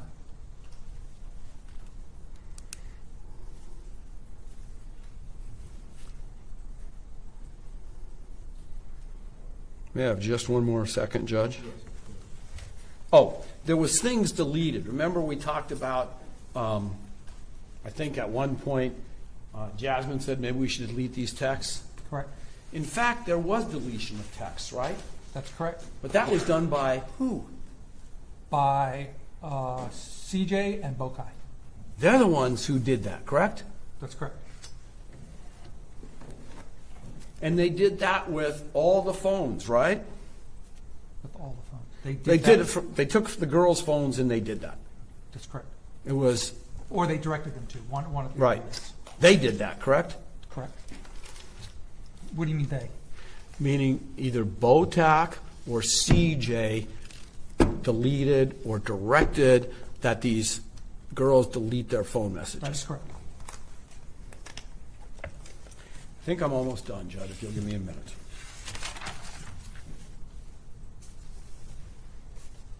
Oh, okay.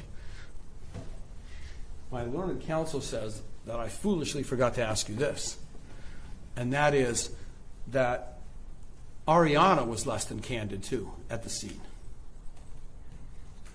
Remember when she was contacted by... Yeah, originally, when I first came into contact with her, yes. She basically lied through her teeth, to use the term of art, At first, yes. saying, I don't know anything about what you're talking about, I didn't do anything, blah, blah, blah. Correct. And you did a search of the apartment, correct? I wrote the search warrant, other detectives and officers searched. Right, but you've had an opportunity to go over that, right? Yes, And there were pictures taken, right? correct, And there was one speckle of blood that was found. correct. And when I say speckle, what, I mean very, very small. Correct. So we have all these beatings that go on for an hour. We have all the, what do they call it when you hit somebody with a gun? Pistol whip. Pistol whip. We have all this pistol whipping, but yet the only thing we have is one speckle, which is like a small amount of blood found, correct? There were, none of the victims sustained any lacerations that would have bled like that. Most of them were So contusions. you're not answering my and- question. I know you want to cover, but I'm just asking the question. Was there any blood found other than a speckle? No, And your explanation for that is they got hit, they got beat, but they didn't bleed, they just got bruised. correct. Okay. And so we're aware, Jackson also had stuff taken, right? Yes, And he had his stuff taken in what we're going to call the first burglary, correct? second. Second. I thought it was the first. When he comes home and says, what's taken is my camera, my backpack. I believe that's the second, as I recall, the first one was Fredo's stuff, and the second one was Terrion's and Jackson's stuff. I think that's Okay. the second burglary. All right, so they all had stuff taken, right? Correct. All right.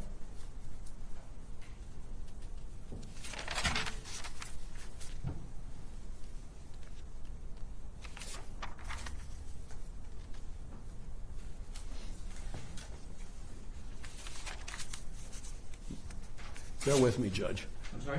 Just bear with me.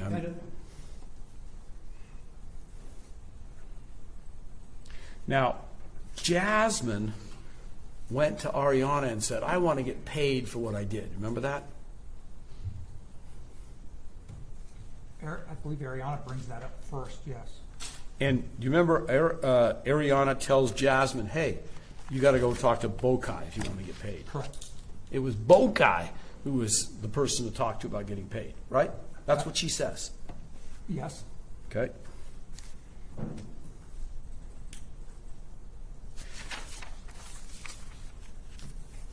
Now, afterwards, so we're clear, and I want to emphasize this, there's no suggestion that Arnold told Ariana what to say. No. Not to talk to the police, for instance. Didn't say, don't talk to the cops. Nope. Didn't say, if you're contacted, call me. Didn't say, I'll help you get a lawyer. Nothing like that. Nope.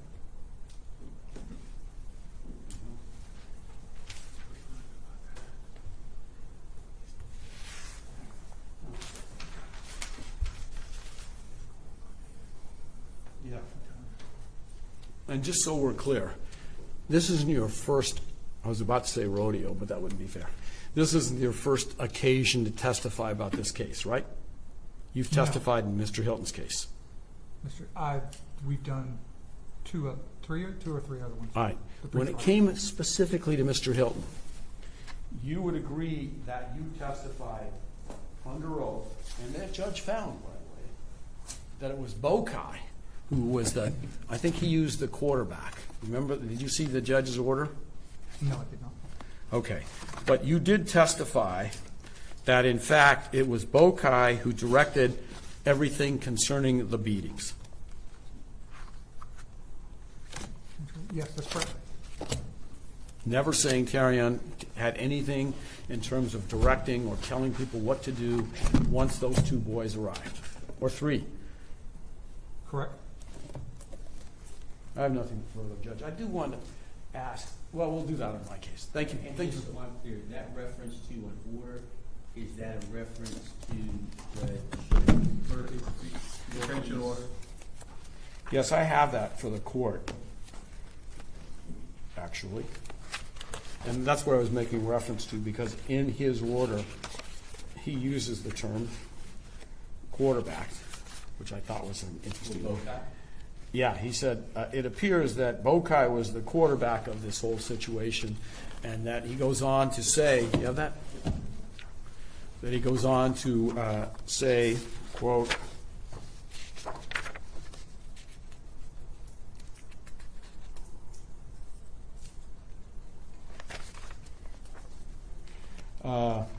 quote, this is at page 4 of 7, from the text messages introduced in evidence at the hearing, which are the same, so we're clear. Hilton appears to be the quarterback calling the play. And he talks about, it's always Hilton who talks about the gun, for instance, asking Dell if he had his, what is that, F-I-E? It was Hilton who asked him if, It was Hilton's phone, yes. yeah.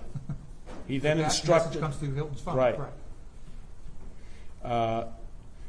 The judge goes on to say, from the evidence presented, ... it appears Hilton orchestrated the kidnapping, beating, and robbery of 3 victims in retribution for their perceived theft of property. So what I'm going to ask is perhaps that the court take judicial notice for whatever weight the court thinks is appropriate for the order granting the state's motion for pretrial detention on Mr. Hilton in case 26 CF 002424A. Mr. Riley? I have no issue that if you look at another judge ruling that he granted the state's pretrial detention motion, saying that absolutely was a substantial probability that it occurred. That's the I Bokai. will, I'll take it. I just wanted a clarification Sure. to the reference to an order. Yes, sir. But, so we went far beyond what I felt I needed, but, You know, it was once that door's open, lawyers never know when to stop. State had no objection, so I will take judicial notice of the order. As to what relevance it ultimately has, that'll be argument. No issue from the state. And just a final question. We know that Jackson went in to the area, the Ariana/Jasmine apartment where this all took place. That's correct. We know that Hilton went in. That's correct. We know obviously that CJ was there. Yes. Who was the other guy that was there? Fredo. Fredo. Do you have any evidence to suggest Arnold went into that? No. To the contrary, all of them said he did not go in. Nothing further. Thank you, Judge. You're welcome. Any redirect, Mr. Riley? Yes, sir. Defense spent a lot of time speaking about the beating itself, okay, and that Boakai directed it. That is correct, right? Correct. As you stated multiple times, Boakai's the quarterback. He's leading the charge, all that stuff. But what we're missing, I want to redirect you, is the plan, the game plan. Who is the one that created that game plan? Mr. Arnold. And we get that through Ariana Del Valle, right? Correct. In which Mr. Arnold tells her to contact Jasmine, right? Who Jasmine, lack of a better term, but is the bait in this case. That's correct. To lure, under false pretenses, Danny to her apartment, correct? Correct. It is Mr. Arnold who suggests, and only is the one that brings up, that Yanni or Danny was the one that may have stolen the items. Correct. Ms. Del Valle also tells you that it is Mr. Arnold and Fredo who are discussing about we were going to bring them to a hotel as the first plan. Correct. Is this not leading, Judge? I'll sustain it's the leading rephrase. Okay. In redirecting your attention to recapping, okay, Ariana Del Valle says what was Mr. Arnold's and Fredo's first plan. What was their first idea? I'm going to object only because it's asked and answered. They went over this on direct in detail. I do cross. That shouldn't be an opportunity for them to re-litigate the same things that they put on in direct. There's nothing new here. I'll allow for clarification. I'm just rounding it off, Your Honor. in regards to what was brought up on cross-examination about the beating, to reorient back to the state's argument is that he is the planner. He's the one who put things in motion. We are not contesting that Boakai, as stated in that order, is the quarterback. So, I'm on my 10th page of notes, so there's a lot of material here. I'll allow it. thank you, Your Honor. I have an extra pad. Unnecessary.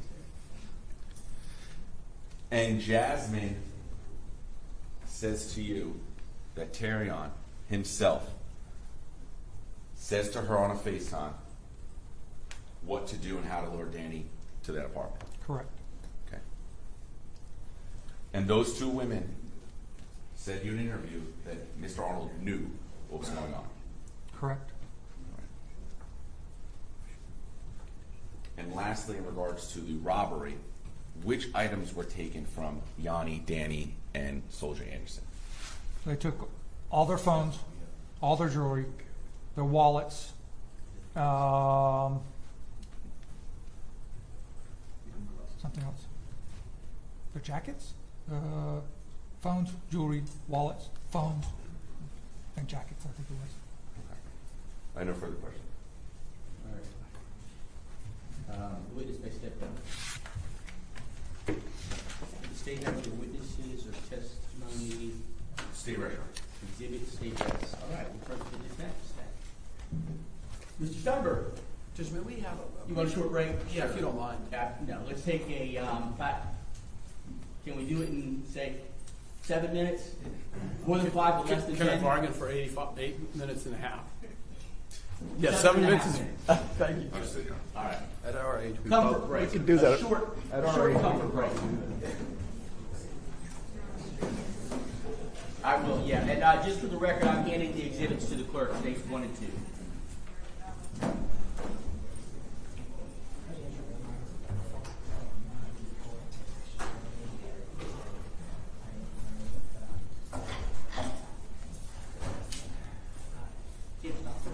No, but it should tell me something. Oh, okay. All right, I appreciate that. Thank you.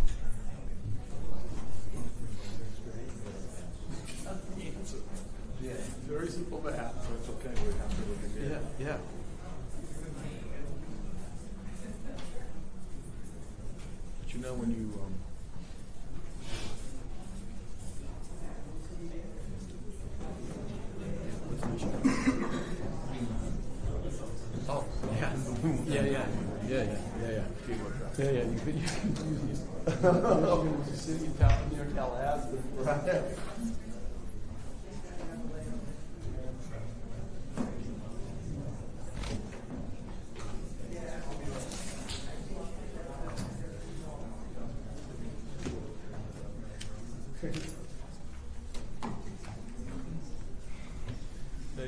We need a third chance. You want to stipulate? No. I don't have that kind of authority. Well, we saw her earlier this last. It was going so bad. Who was she?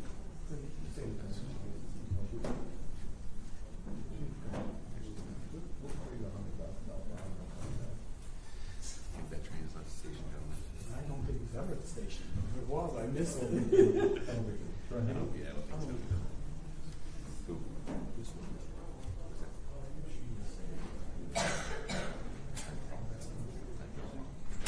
Yeah, I saw it. I have zero, just ask them, President.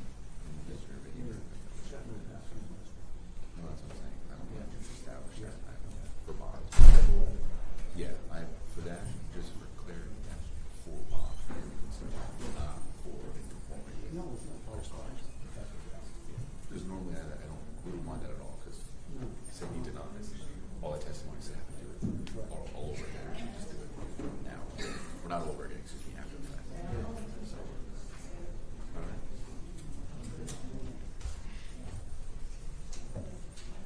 So,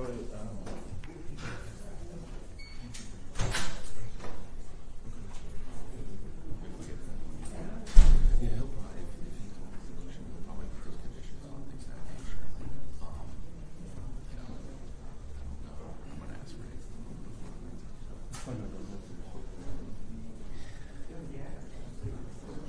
He said I want more jurors. oh, I understand. I think one thing you have to keep it from it's not everything, you know? He's getting the ball in motion. Yeah, I guess. I think you can always keep it. Yeah. You said you're from Tallahassee. I was a federal prosecutor 30 years. I grew up in Clearwater and then moved to Tallahassee. I grew up in Denver. When did you fly out? I don't know, but it didn't tell me that.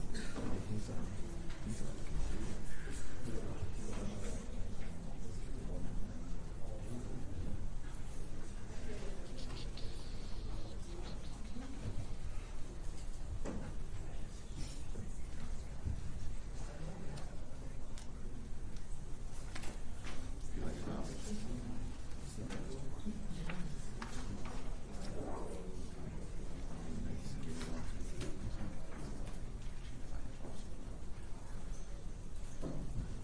Just because I'm eating it, right?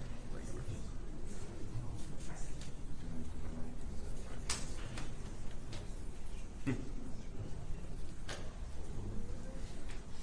I'll tell you, good job. Hey, we're serious. You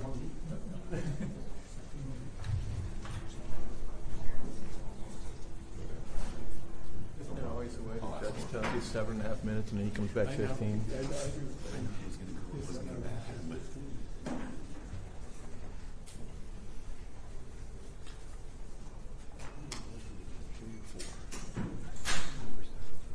Main seat is come to order, court's back to session. You know?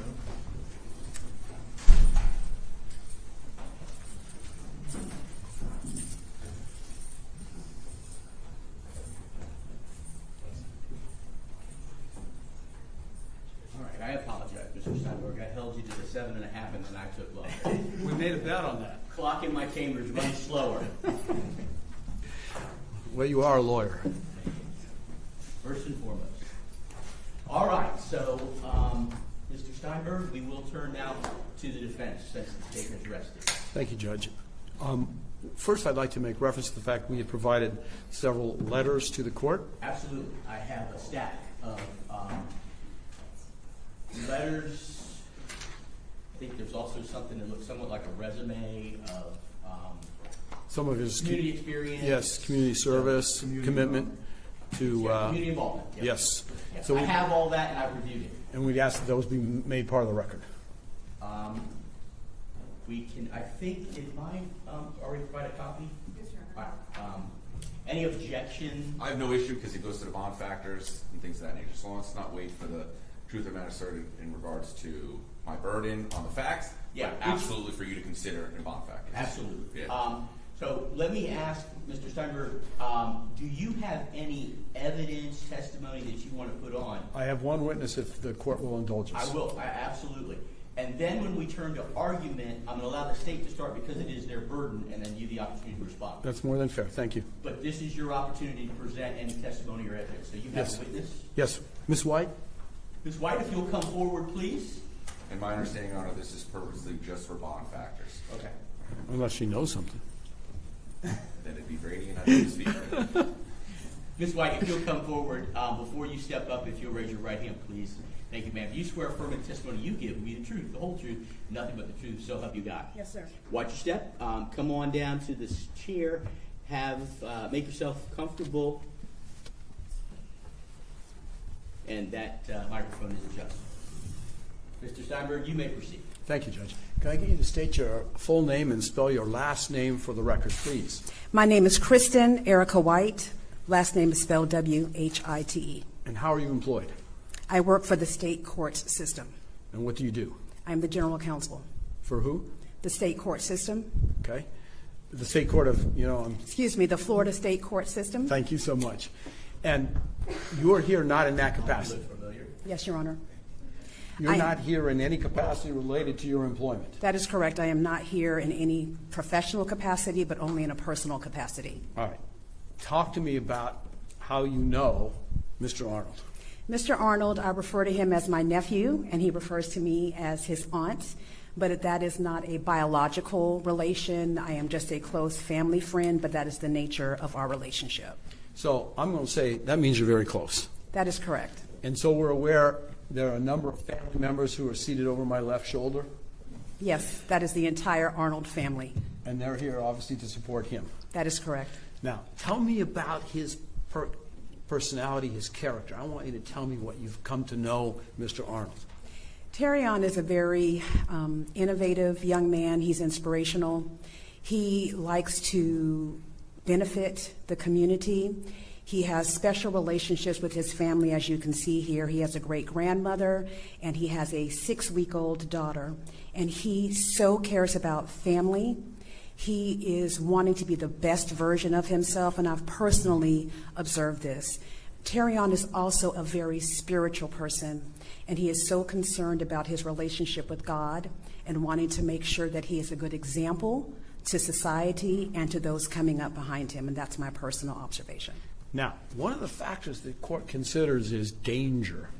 I want you to talk about whether or not he, in your opinion, poses a danger to the community or to anyone. I absolutely do not think he poses any danger. Terrion is one of the most caring people I have ever met. Every time he comes home, he's going to see people in the community putting on events to help support young people. I have known him personally for the last 6 years, and I've never seen anything about him that indicates that he's a danger to any person. And so I like to use this. There are certain people who have a criminal mindset, which means they're just criminals. Would you put Mr. Arnold in that mindset? Absolutely not. The Arnold family is one of the most caring people, and if I may, Your Honor, my mother recently was in hospice and she passed away, and this particular family helped me care for her, helped me to support her.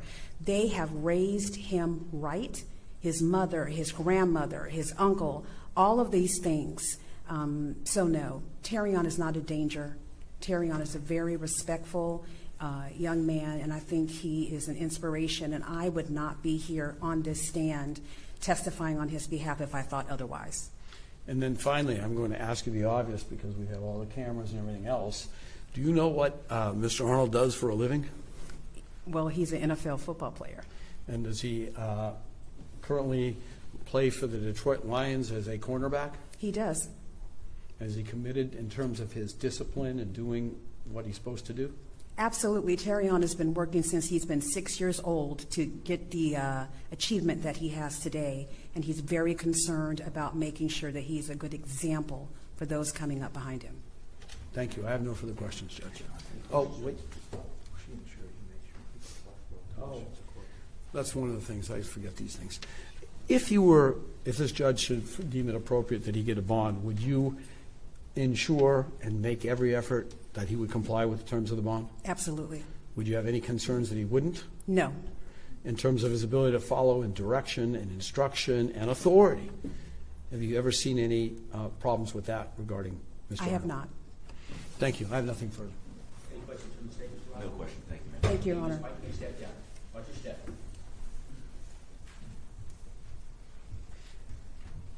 Mr. Steinberg, I think you indicated that was your only witness. Yes. And that was to as bond factors. So Yes. we'll go back now then. So essentially, I guess, the defense rests. Yes, sir. Defense rests. So we'll turn back to Mr. Riley for the issue of the state's motion in this case, where the state is asking that I grant the pretrial detention and that he be held without a bond. That is correct, Your Honor. We ask that you grant the state's pretrial detention motion or grant that he has no bond. There's two ways in which we are trying to seek that, Your Honor. The first, that there is a substantial probability that this defendant committed the offense, and based on the defendant's past and present patterns of behavior and the criteria set in 903-046 of the Florida statutes, and any other relevant facts, that no conditions of release or bail will reasonably protect the community from risk or physical harm, or in the alternative, the defendant be held without bond pursuant to Article 1, Section 14 of the Constitution of the State of Florida, because the defendant is charged with a capital offense or an offense punishable by life, and the proof of guilt is evident or the presumption is great. In regards to substantial probability the defendant committed the offense, Your Honor, we are not going to sit here and try to tell you that Mr. Arnold was the, as the defense said, the quarterback of this beating going on at the house. We are here to establish that the only reason that this plan or this act gets off the ground is because of Mr. Arnold. So if Mr. Boakai is the quarterback, then he would be the general manager at this point for relevance. He is the reason why it gets set in motion. And the reason why we put it that way, and we're not trying to say to you that he actually held a gun, he told someone to pistol whip someone, under Florida Statute 777.011, and the jury instruction is 3.5A, and I provided that to the defense as well, Your Honor. If you'd like a copy, I have a copy for you as well. Is that the principal? Yes. Would you like a copy, Your Honor? Sure. This is the heart of the state's theory in this case, and that how Mr. Arnold's involvement and why he should be held criminally liable. It states in Florida Statute 777.011, if the defendant helped another person or persons commit or attempt to commit a crime, the defendant is principal and must be treated as if he had done all things that the other person or persons did, if the state proved beyond reasonable doubt that 1, the defendant intended the crime to occur, and 2, the defendant did some act or said something that was intended to, that did, incite, cause, encourage, assist, or advise the other person or persons to actually commit or attempt to commit the crime. The jury instruction is clear that this, to be principal, the defendant doesn't even have to be present when the crime is committed or attempted. In addition, so long as he did something to help, encourage, incite, assist, or advise, he does not need to know that a firearm would have been used for him to be found guilty or found to commit a crime of false imprisonment and robbery with a firearm. So we start from the beginning. We hear from Ms.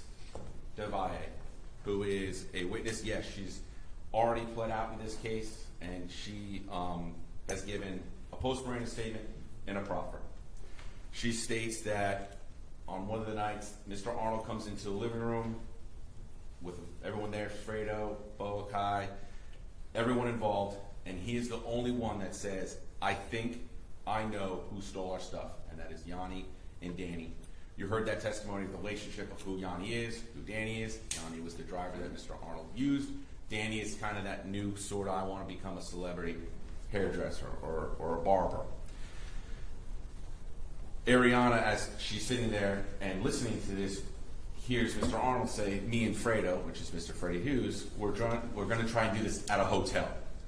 So the plan was already starting to get Yanni out in the open or in a secluded area to confront him and to speak with him. But we know why. And then the issue was, and this goes to the criminal intent of it is mentioned by Mr. Arnold, well, and Boakai, there's cameras at a hotel. Your Honor, obviously common sense. They're going to try to do something in which they do not want there to be evidence of.